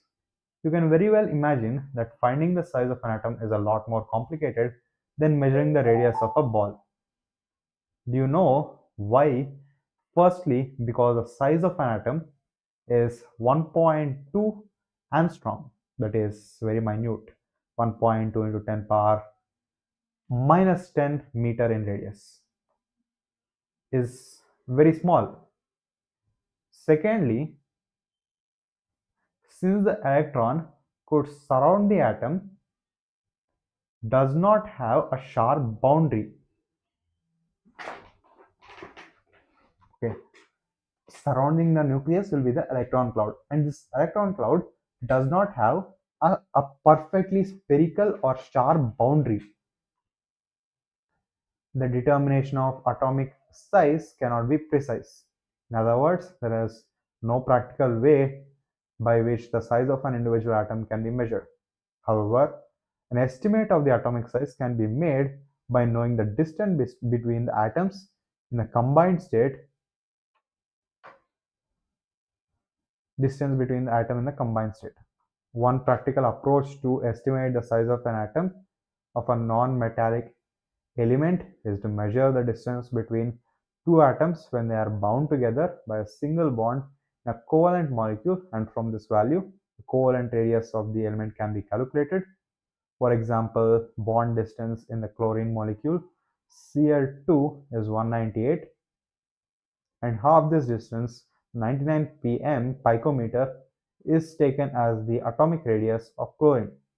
For metals, we define the term metallic radius, which is taken as half the internuclear distance separating the metal cores in the metallic crystal or metallic lattice. For example, the distance between two adjacent copper atoms in solid copper is 256 pm. Hence, the metallic radius of copper is assigned a value of 128 picometer. For simplicity, in this book we use the term atomic radius to refer to both covalent or metallic radius depending on whether the element is a non-metal or a metal. Basically, how we measure atomic radius. We got to know atomic radius is not very, it's very hard to identify the atomic radius because the distance or the electron cloud is not evenly spread around the atom, and it is basically uneven, and it is not very, it's not we are not able to measure the atomic radius through a single atom. So we basically take uh, in case of a covalent radius, covalent molecule, if we take a chlorine molecule, the electronegativity is same because we are taking the same atom, because of which we can actually half the bond length to get the atomic radius. That's what they did there. As for how we can calculate the bond length, that is up for the scientist, not for us. And in case of a metal, in a metal lattice, the different distance between the two cores of a metal atom, half of that is called metallic radius. Atomic radii can be measured by X-ray or other spectroscopic methods. The atomic radii of a few metals are listed in table 3.6. Two trends are obvious.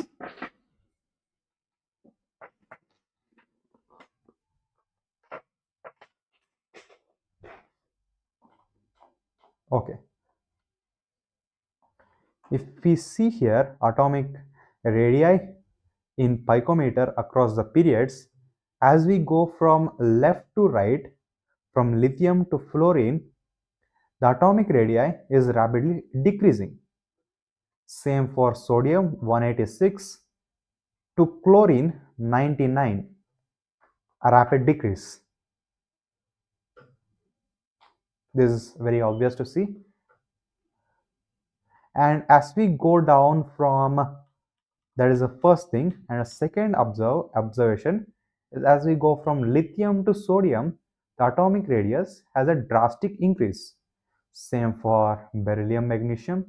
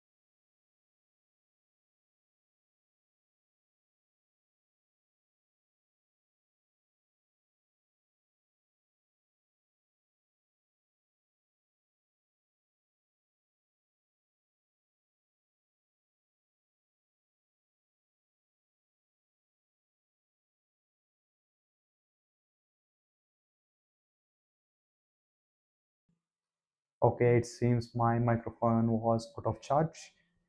Anyways, now let's see the trend here. The first ionization enthalpy delta IH of elements of the second period as a function of atomic number. As atomic number increases, there is increase in the ionization enthalpy.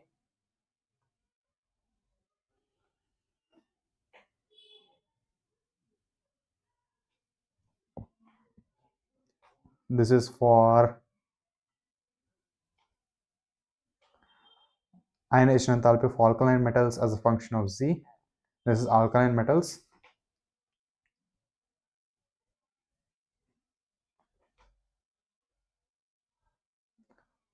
As we go down the group, the ionization enthalpy decreases.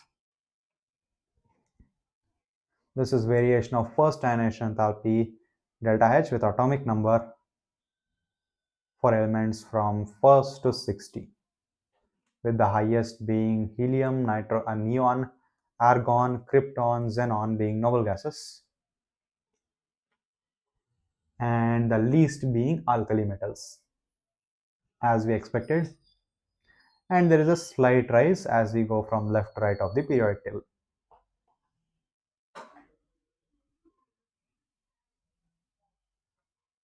Valence electron in atom will be less than actual charge on the nucleus because of shielding or screening of the valence electron from the nucleus by the intervening core electron. For example, the 2s electron in lithium is shielded from nucleus by the inner core of 1s electron. As a result, the valence electron experiences a net positive charge, which is less than the actual charge plus 3.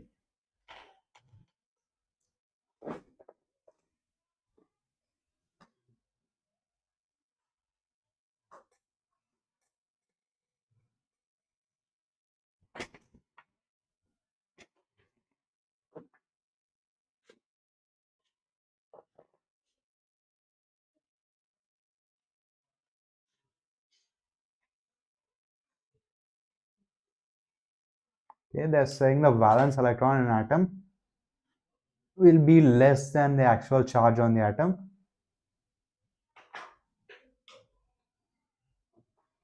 because of shielding or screening of the valence electron from the nucleus by intervening of core electron. In 2s electrons of lithium is shielded by nucleus inner core 1s electron.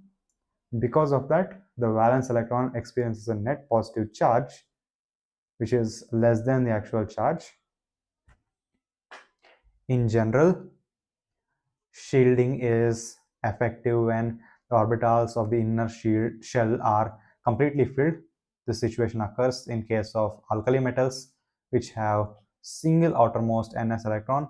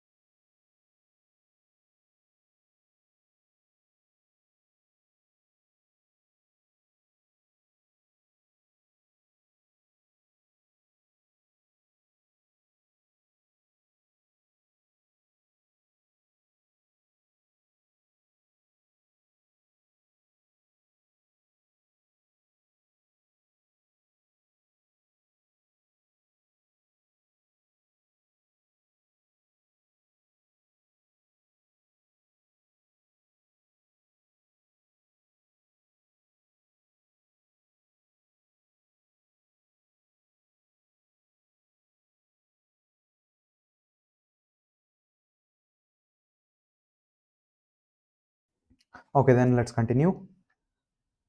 There was a longer break than expected, but fine.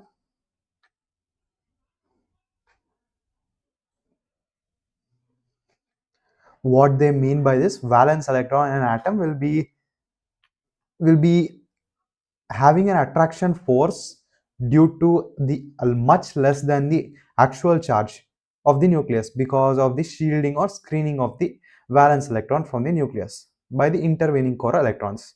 For example, like here it's easier to understand here, like nuclear charge of lithium ion is plus 3, but the outermost electron, the 2s1 electron, due to the repulsion of the inner core electrons, will not feel a charge, that is a attraction charge of plus 3, but it will be after the net attraction charge will be reduced to plus 1. This is due to shielding or screening effect. That's what they're saying here. When we move from lithium to fluorine across the second period, successive electrons are added to the orbitals in same principal quantum level, and the shielding of the nuclear charge by inner core of electron does not increase very much to compensate the increasing attraction of the electron to the nucleus. Thus, across the period, increasing nuclear charge outweighs the shielding. Basically, like only the inner core electrons will show a shielding effect for the outer electrons. In case when we go from lithium to fluorine, there is no increase, or we are only filling the 2p shell. I mean the 2p subshell. Only the 2p subshell, which are degenerate orbitals, basically they are in the same energy level. And when we are filling those orbitals, they are outer orbitals, so they are in the same level. And even though we are filling electrons, the repulsion effect, or basically the screening effect from lithium to fluorine, does not increase because the inner core electron will still remain the 1s2 electron, which will remain constant throughout all these elements. Because of that, the net effective charge will still remain same for the outer electrons, as in lithium, same for fluorine as well. Thus, across a period, increasing the nuclear charge outweighs the shielding. Consequently, the outermost electrons are held more and more tightly, and the ionization enthalpy increases across the period. Outermost electrons are held more and more tightly, and the ionization enthalpy increases across the period. As we go down a group, the outermost electron being increasingly farther from the nucleus, there is an increased shielding of the nuclear charge by the electrons of the inner levels.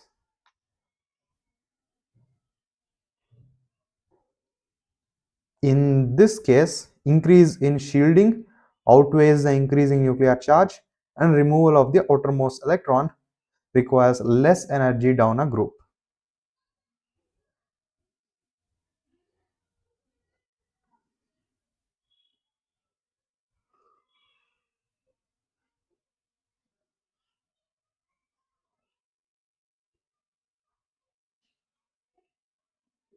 Okay, as the first case, the lithium and fluorine case, is for as we go from left to right of a period. Now, as we go down a group, the outermost electron is increasingly further from the nucleus. As we add more shells, the electron will be further from the nucleus. There is an increasing shielding of the nuclear charge by the electrons of the inner level.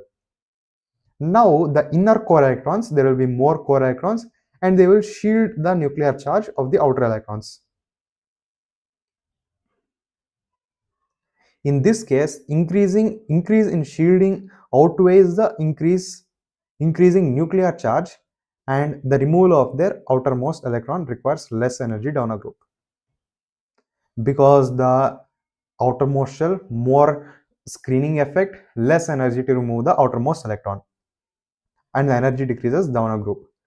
From figure 3.6a, you will notice that the first ionization enthalpy of boron is slightly less than beryllium, like this zigzag motion, which or zigzag curve we see.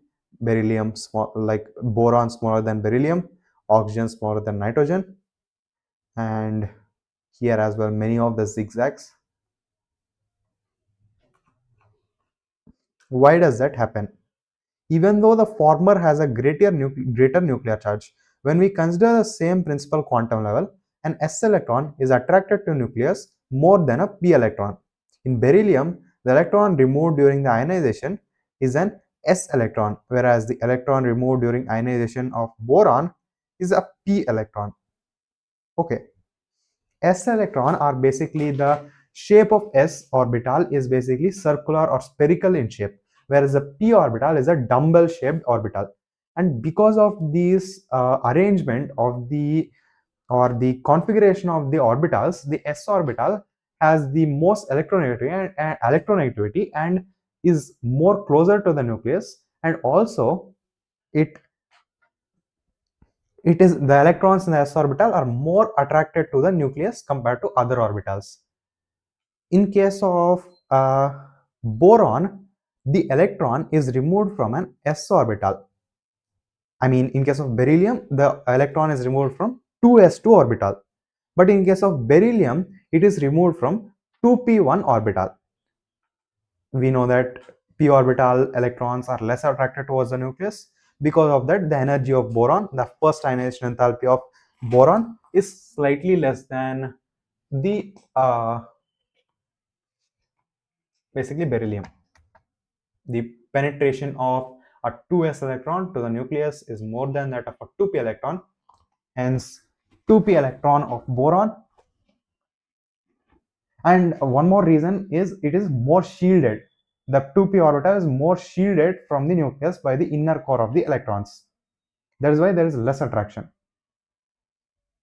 than the 2s electrons of beryllium. Therefore, it is easier to remove 2p electron from boron compared to removal of 2s electron from beryllium. Thus, boron has a smaller first ionization enthalpy than beryllium. Another anomaly is the smaller first ionization enthalpy of oxygen compared to nitrogen. Oxygen, if we see here, nitrogen has higher enthalpy than, higher ionization enthalpy than oxygen. Why? Because if we see the configuration of nitrogen, it is basically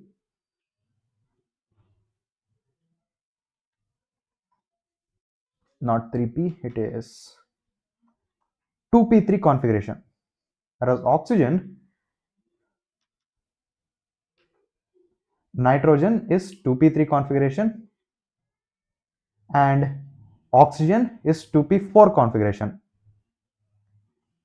And we are let's just say that nitrogen having a half filled p configuration is having higher stability than 2p4 configuration of oxygen. Due to that, the removal of this highly stable half filled configuration requires higher energy than oxygen. This arises because the nitrogen atom, 3 2p electrons reside in different atomic orbitals according to Hund's rule, whereas in oxygen, 2 of the 4 2p electrons must occupy the same 2p orbital, resulting in increased electron-electron repulsion. Consequently, it is easier to remove the 4th 2p electron from oxygen than it to remove one of the 3 2p electrons from nitrogen. Because they can, one more reason is if electron oxygen configuration if we see, it will be something like this. It's first we fill all three, then we add this one, not as I filled. This is like configuration of oxygen. In this case, why half filled configuration is very stable is because each individual electron gets to reside in a single orbital. Because of that, there is no repulsion. But in this case, this orbital needs to pair up electrons. This causes electron-electron repulsion. Because of that, this electron can be easily removed compared to the oxygen's electron is easily removed compared to ruining the half-filled stability of the 2p3 configuration. Okay, let's see the question. The first ionization enthalpy, delta IH, values of the third period elements, that is sodium, magnesium, and silicon, are respectively 496, with sodium being the least, then magnesium 737, and silicon with the highest. Predict whether the delta H value for aluminum will be close to 575 or 760.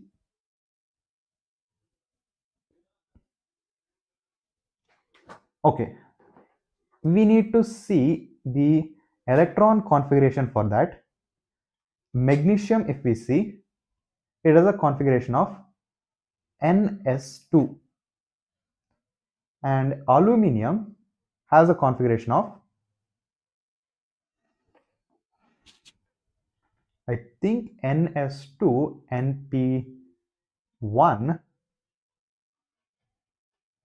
and we know that p orbitals are less attracted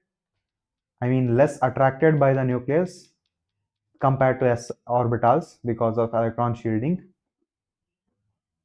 and because of that it should be lesser and more close to 575, that is sodium.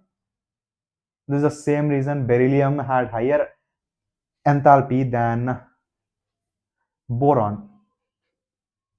Now coming to electron gain enthalpy.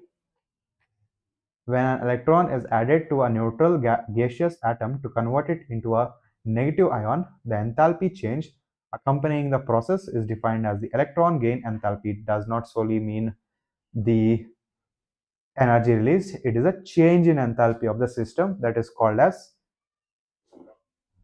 electron gain enthalpy. When a system or an atom gains an electron, then the change in its enthalpy is known as electron gain enthalpy. Electron gain enthalpy provides a measure of the ease with which an atom accepts an electron to form an anion. If the electron gain enthalpy is more negative, meaning like the system is losing a lot of energy by gaining an electron, it will be easy, it is, and accepting the electron and going into a stable state, meaning this is a preferred electron gain enthalpy, meaning the if if the atom can go into a stable state, the atom would prefer to undergo this reduction reaction, that is gaining electrons. Depending on the element, the process of adding of electron to an atom can be either endothermic or exothermic. Like it might release heat if it is favorable reaction. Otherwise, we might need to provide it energy for the reaction to take place. If it is not very favorable and it increases the energy of the system, the atom would oppose it, and we need to provide energy for the system to intake the electron. For many elements, energy is released when an electron is added to the atom, and the electron gain enthalpy is negative. For many elements, they will accept the electron with ease, or basically they will just release energy and go into a more stable state.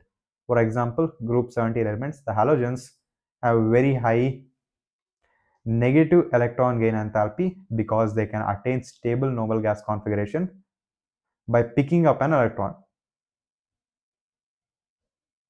These are all electron gain enthalpies, with neon having a very high electron gain enthalpy, meaning you need to provide so much energy for neon to accept an electron. Same for all the noble gases. And the least or the most negative is for halogens, which can accept the electron with relative ease and gain stability.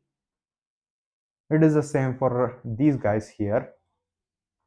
Even the alkali can indeed accept the electron, but it is not very favorable, but still they have a minute negative electron gain enthalpy. On the other hand, noble gases have large positive electron gain enthalpy because the electron has to enter the next higher principal quantum level, leading to a very unstable electronic configuration. It may be noted that electron gain enthalpy have large negative values toward the upper right of the periodic table preceding the noble gases. The variation of electron gain enthalpy of elements is very systematic than for ionization enthalpy. As a general rule, electron gain enthalpy becomes more negative with increase in the atomic number across the period. Okay, the variation in electron gain enthalpies in elements is less systematic than ionization enthalpy. It's not completely like not every element follows the trend, but the general rule is electron gain enthalpy becomes more negative with increase in atomic number. As there is more positive charge, the atom can easily accept an electron. So there is a trend. It is not followed, but the effective nuclear charge increases from left to right across the period, and consequently it will easier to add an electron to smaller atoms, since the atom electron on average would be closer to the positively charged nucleus. We should also expect electron gain enthalpy to become less negative as we go down a group, because the size of the atom increases and the added electron would be farther from the nucleus.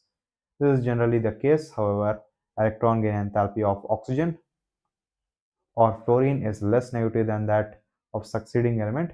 This is because when an electron is added to O or F, then the added electron goes to smaller n equals 2 quantum level and suffers significant repulsions from the other electrons present in this level.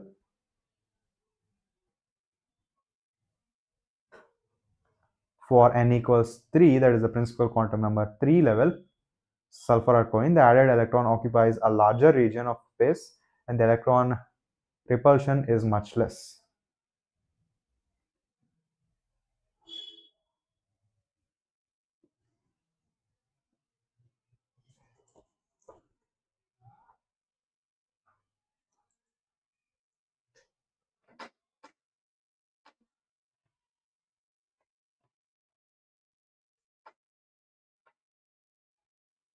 Okay, basically what they're saying, we saw a trend that like the electron gain enthalpy increases as nuclear charge increases, and it increases from left to right because atomic size decreases from left to right, and when it is closer to, when the atomic size is very less, the electron accepted can go very close to the nucleus, thus the positive charge.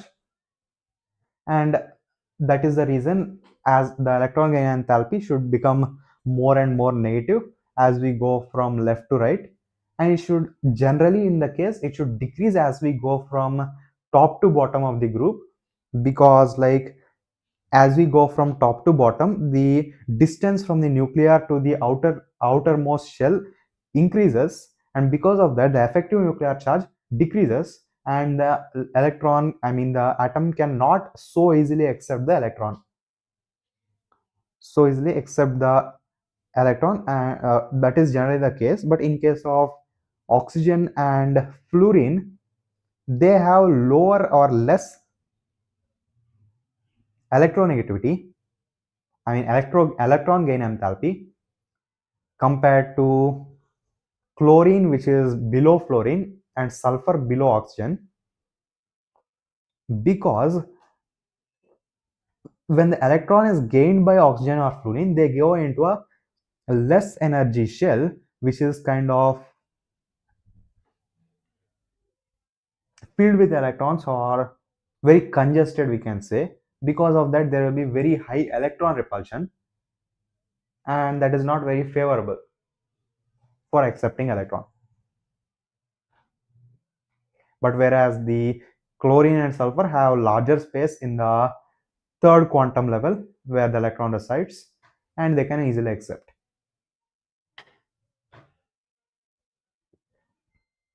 Problem: which of the following will have the most negative electron gain enthalpy, and which of the following the least negative? The least negative would probably be phosphorus, and most negative would probably be chlorine.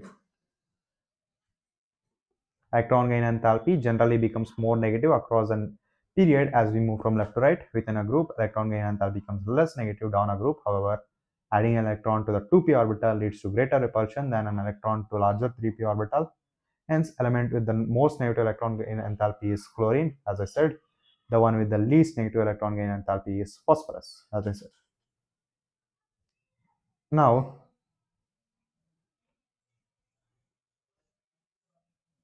coming to the electronegativity here. Electronegativity, a qualitative measure of the ability of an atom in a chemical compound to attract shared electrons to itself, is called as electronegativity. This is specifically talking about shared electrons. When the atom attracts shared electron, it is called as electronegativity. Unlike ionization enthalpy and electron gain enthalpy, it is not a measurable quantity. However, a number of numerical scales of electronegativity of elements, that is Pauling scale, Mulliken-Japp scale, Allred-Rochow scale, have been developed, and we will mostly be using the Pauling scale. It is good to know, remember this. Pauling, Mulliken-Japp scale, Allred-Rochow scale have been developed. The one which is most widely used is the Pauling scale. Linus Pauling, an American scientist, in 1922 assigned arbitrary a value 4 to fluorine, the element considered to have the greatest electronegativity or greatest ability to attract electrons. Approximate values for the electronegativity of a few elements are given in 3.8a. Electronegativity values on Pauling scale across the period. Lithium having the no it sodium having the least electronegativity, fluorine having the highest electronegativity. That's pretty much it. We can observe how oxygen is also very electronegative. Same for nitrogen, but both of them are more electronegative compared to chlorine. And boron is less electronegative compared to carbon. This is not chlorine, this is carbon. Anyways, the electronegativity of any given element is not constant. It varies depending on the element to which it is bound. Though it is not a measurable quantity, it does provide means of predicting the nature of the force that holds pair of atoms together, a relationship that you will explore later. Electronegativity generally increases across a period from left to right and decreases down the group from fluorine to astatine. In the periodic table, how can these trends be explained?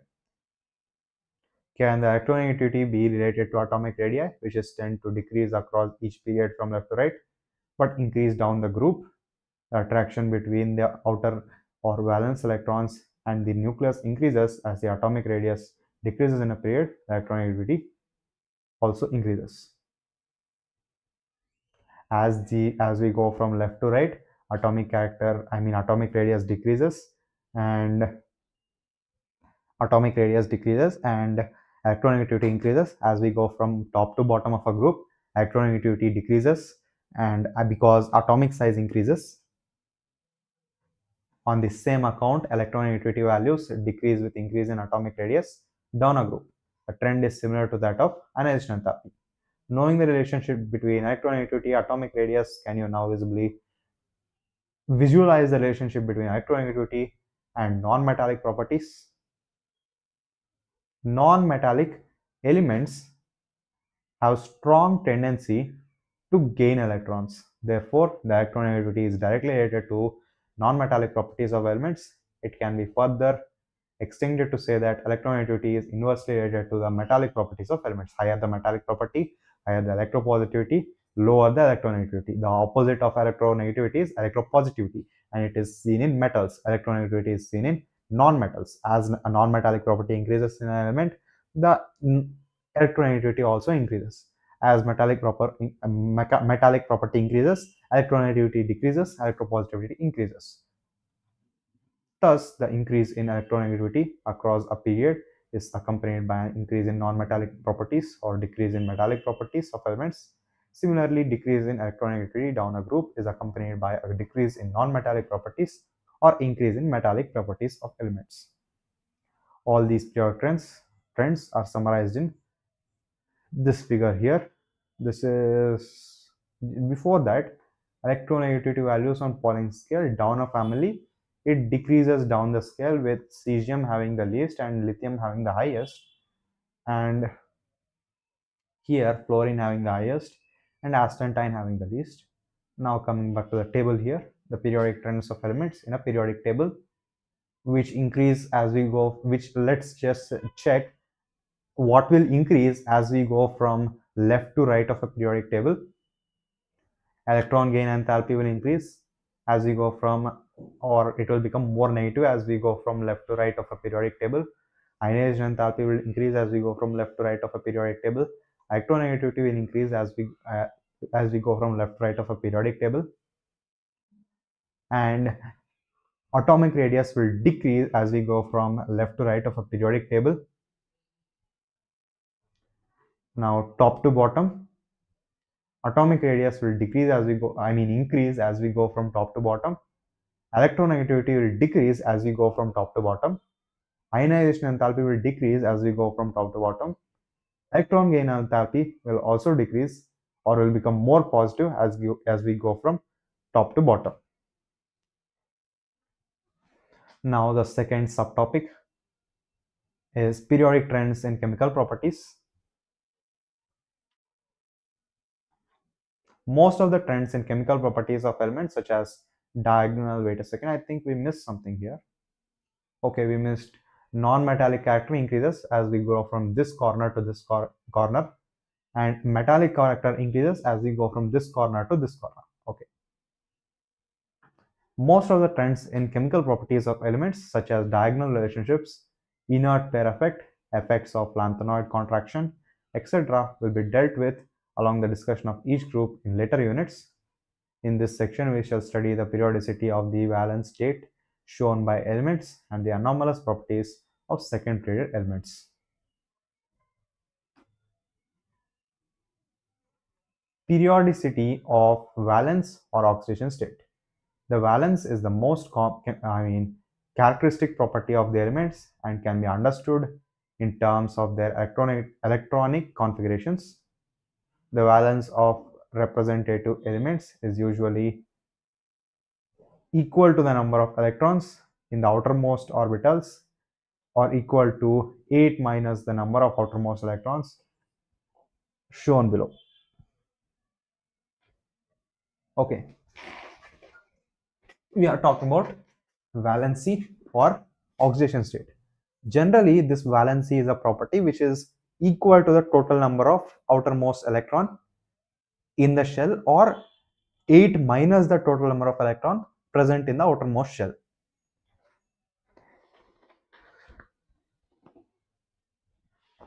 That is the valency, but it's not always correct. It's a general case.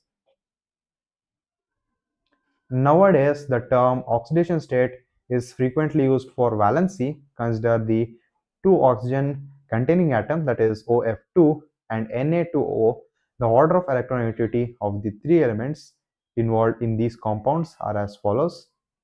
Each of the atoms of fluorine with outer electronic configuration 2s2 2p5 shares one electron with oxygen in the OF2 molecule. Being highest electronegative element, fluorine is given oxidation state -1.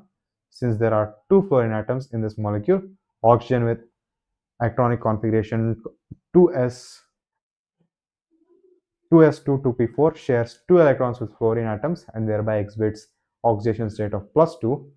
In Na2O, oxygen being more electronegative accepts two electrons, one from each of the two sodium atoms, and thus shows oxidation state of -2. On the other hand, sodium with electronic configuration 3s1 loses one electron to oxygen and is given oxidation state +1. Thus, the oxidation state of an element, this particular compound, can be defined as the charge acquired by its atom on the basis of electronegative consideration from other atoms in the molecule. Basically, one more way of defining valence as not only the outermost electrons, but it is a charge acquired by a molecule in a compound relative considering the electronegativity of the other elements in the molecule. Let's see the problem. Using the periodic table, predict the formulas of compound which might be formed by the following pairs of elements: silicon and bromine, aluminium and sulfur. Silicon is group 14 element with a valence of 4. Bromine belongs to the halogen family with a valence of 1. Hence the formula of compound formed would be SiBr4. Aluminium belongs to group 13 with valence of 3 and it will be Al2S3. Sulfur belongs to group 16 or 16 with a valence of 2, hence the formula of the compound would be Al2S3, like Al2O3. Some periodic trends observed in valence of elements, hydrides and oxides, are shown in table 3.9. Other such periodic trends which occur in the chemical behavior of the elements are discussed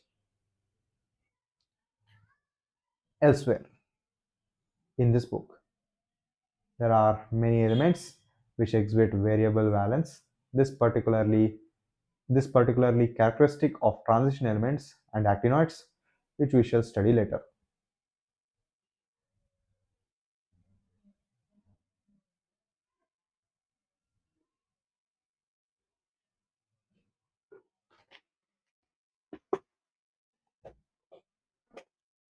Group 1 generally have one electron and one valence, whereas group 2 has two number of valence electron and number of valence. 13 has 3, 14 4, and when we come to 15, it is going to change. It is 3. It can be 3. It can gain 3 electrons or donate 5 electrons. 16, it is gain 2 electrons or donate 6 electrons. 17, gain 1 electron or donate 7 electrons. 18, it is only 8. 0, 8. It can lose all electrons or gain. It can just keep it as 0 or lose all 8 electrons. Some molecules, Li lithium with valency of 1 can form with hydrogen also valence 1. So a single LiH, NaH, KH is formed. Calcium valency is 2, so CaH2 is formed. Here, boron valency is more than 2, which is 3, and Al is also 3, so it forms AlH3. Carbon is 4, silicon is 4, germanium is 4, antimony is 4, so it forms CH3, SiH3, etc. molecules, and so on. Oxides, oxygen has two valence, so depending on that, molecules will be formed. Anomalous property of second period elements. The first element of each of the groups, lithium, beryllium, and groups boron to fluorine, differs in many respects from other members of their respective group. For example, lithium, unlike other alkali metal, and beryllium, unlike other alkali earth metal, form compounds with pronounced covalent character. Normally, sodium, magnesium, and the compounds below lithium and beryllium form ionic bonds, but these guys, that is lithium and beryllium, form covalent character bonds. The other member of the group predominantly form ionic compounds. In fact, the behavior of lithium and beryllium is more similar with the second element of the following group, magnesium and aluminium respectively.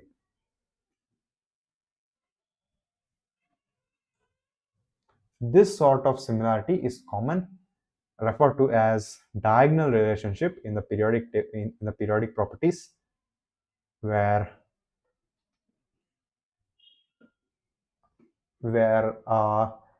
lithium has properties of magnesium and beryllium has properties of aluminium.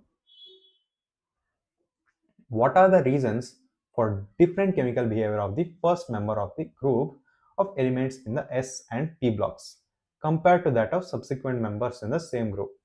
The anomalous behavior is attributed to the small size, large charge, radius ratio, and high electronegativity of the elements. In addition, the first member of group has only 4 valence orbitals, that is 2s and 2p, available for bonding, whereas the second member of the group have 9 valence orbitals, 3s, 3p, and 3d, As a consequence of this, the maximum covalency of the first member of each group is 4. Example, boron can form Bf4 minus, whereas the other members of the group can expand their valence shell to accommodate more than 4 pairs of electron. Example, aluminium can form AlF6 3 minus. Furthermore, the first member of the p block elements displays greater ability to form p orbital pi bonds, multiple bonds to itself,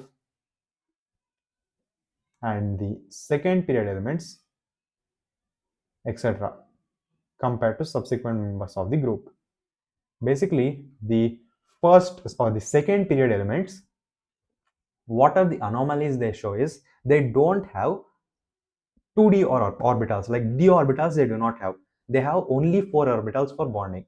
So their size is very less, more charge is there. They cannot form more than 4 bonds.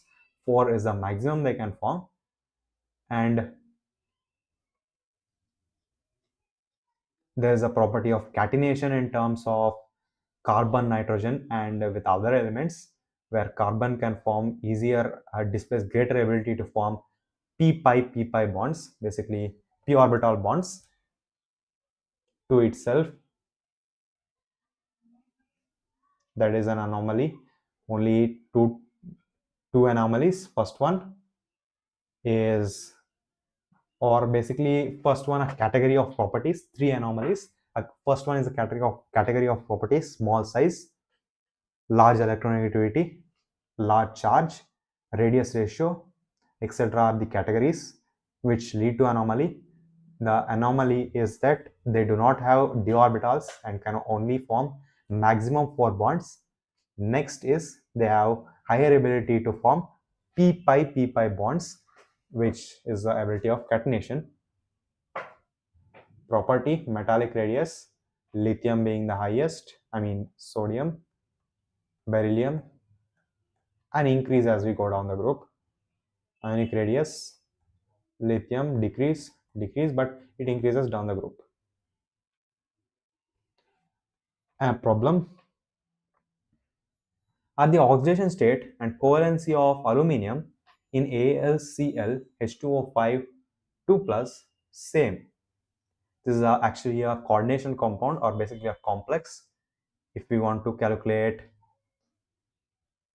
the charge on this AlCl3, Al,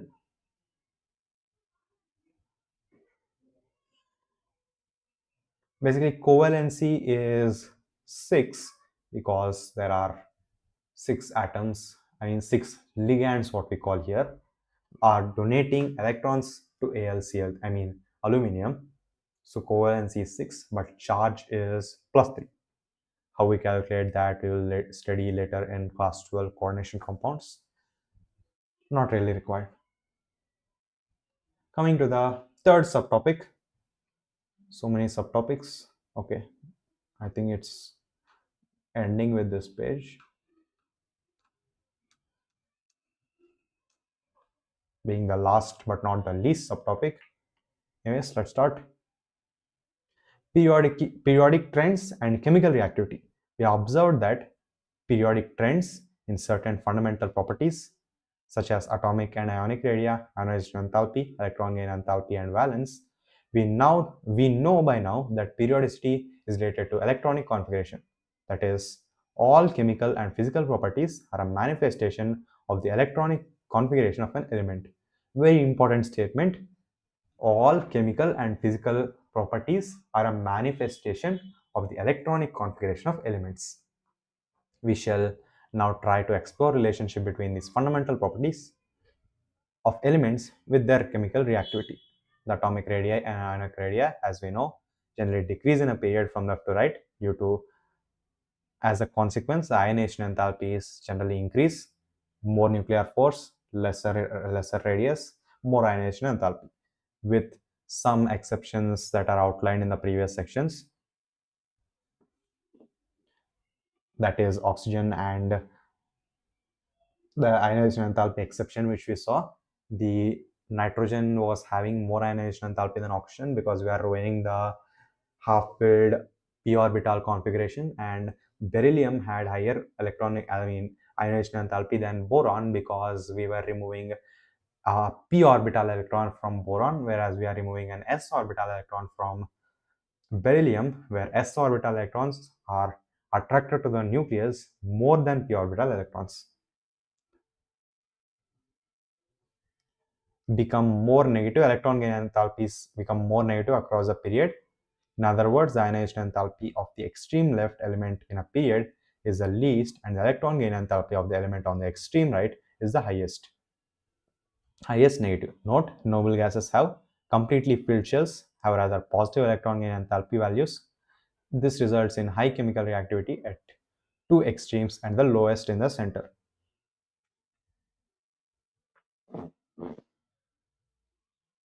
Basically, because the ionization enthalpy of the first row elements, first group elements is the least, they can easily donate electron, their reactivity is highest.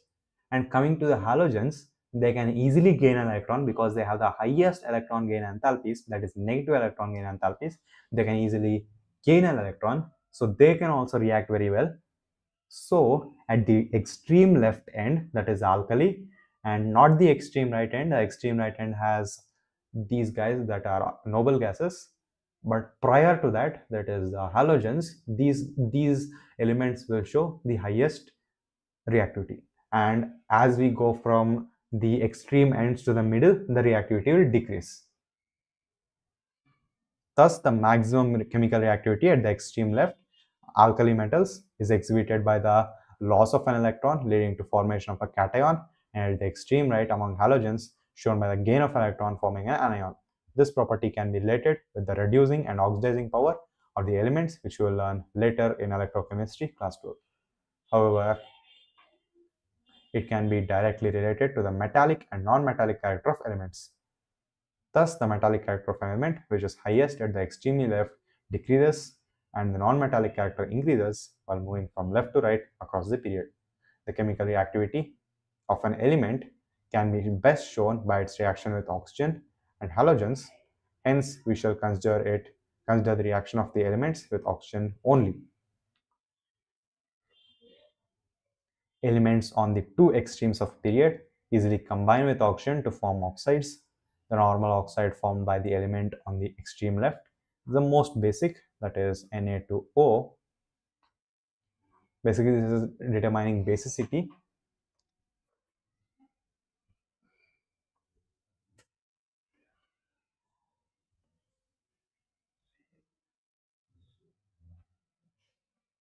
Why we are taking oxygen is because the chemical reactivity of an element can be shown by its reaction with oxygen and halogens. Hence, we shall consider the reaction of elements with oxygen only. Elements on the two extremes of period, the left alkali, easily combine with oxygen to form oxides. And this normal oxide formed by element on the extreme left alkali is mostly basic in nature, pH value. Acidity is less, basicity is more. Whereas that formed by the element on the extreme right is the most acidic. Oxides of the elements in the center are amphoteric, meaning in the middle they are amphoteric. They can react with, what amphoteric means is they can react with they can react with acid or base to undergo a neutralization reaction. They can act as an acid with a base, and they can act like a base with an acid. That's what we call an amphoteric oxide. Or they can be neutral. They cannot react with either acid nor base. Example, these amphoteric oxides behave as acidic with bases and behave as basic with acids, whereas neutral oxides have no acidic or basic properties. Show by a chemical reaction with water that Na2O is basic oxide and Cl2O7 is an acidic oxide. Na2O with water forms a strong base, whereas Cl2O forms a strong acid. Basically, this is a strong base, NaOH, and HClO4 is a strong acid. And we can test it by a litmus paper or a universal pH? No, it. I think it is called.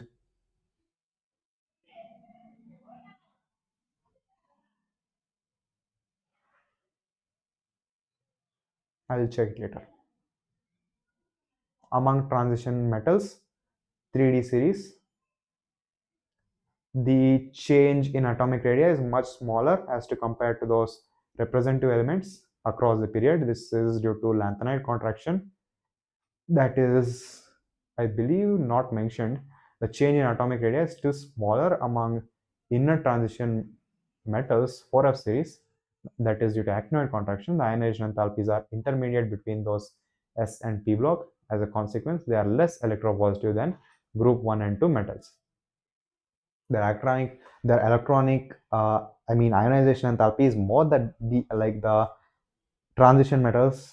Ionization enthalpy is more. Because of that, they have less, they cannot donate electrons as easy as the first and second group, that is alkalis and alkaline earth metals. In a group, the increase in atomic and ionic radii with increase in atomic number generally results in a gradual decrease in ionization enthalpy and a regular decrease, with exception in some third period elements, as shown in figure 3.71d.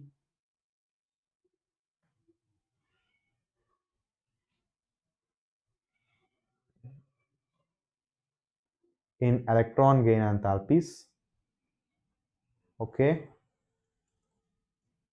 in the case of main group elements, thus the metallic character increases down the group and non-metallic character decreases. This trend can be related with their reducing and oxidizing property, which you will learn later. In case of transition elements, however, a reverse trend is observed. This can be explained in terms of atomic size and ionization enthalpy.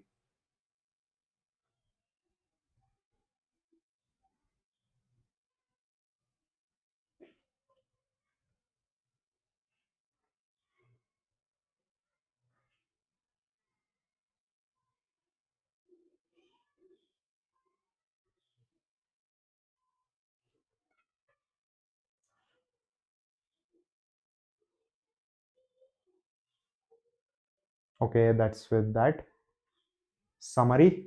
In this unit, I have studied the development of the periodic law, periodic table. Mendeleev's periodic table was based on atomic masses. Modern periodic table arranges the elements in the order of their atomic number in several horizontal rows called periods and 18 vertical columns called as groups or families. Atomic structure, atomic numbers in a period are consecutive, whereas in a group they increase in a pattern.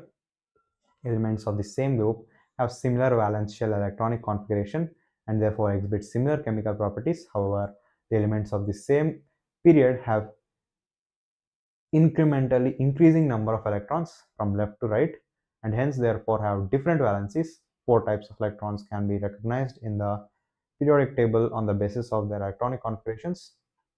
These are S, P, D, F block elements.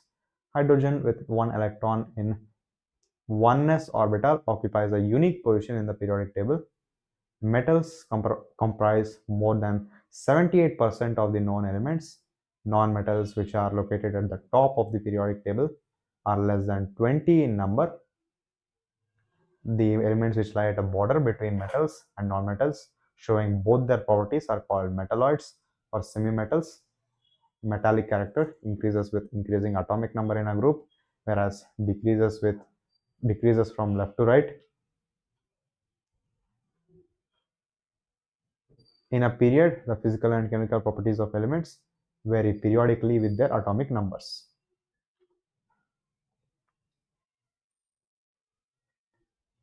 Periodic trends are observed in atomic sizes, ionization enthalpies, electron gain enthalpies, electronegativity, and valency.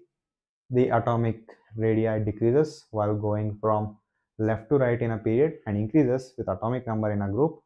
Ionization enthalpy generally increase across a period and decrease down a group. Electronegativity also shows a similar trend. Electron gain enthalpies in general become more negative across a period and less negative down a group. There is some periodicity in valence. For example, among representative elements, the valence is either equal to the number of electrons in the outermost orbital or 8 minus this number. Chemical reactivity is highest at the two extremes of the period and is lowest at the center. Okay, we saw this before. I explained this also before. The reactivity on the left extreme of the period is because of the ease of electron loss, low ionization enthalpy, easily donate electrons. Highly reactive elements do not occur in the nature in a free state. They usually occur in combined state. This we saw in the S block table as well. Oxides formed of the elements in the left are basically alkaline earth metals. This side, the oxides which they will form will be basic in nature, whereas with halogens and such, the oxides with halides or oxygen halides, and with the other elements, it will be on the right side, it will be acidic, and in the middle it may be amphoteric or neutral, and of the elements on the right are acidic in nature. Oxides of element in the center are amphoteric or neutral. That is with the summary. With that, chapter completed via NCERT.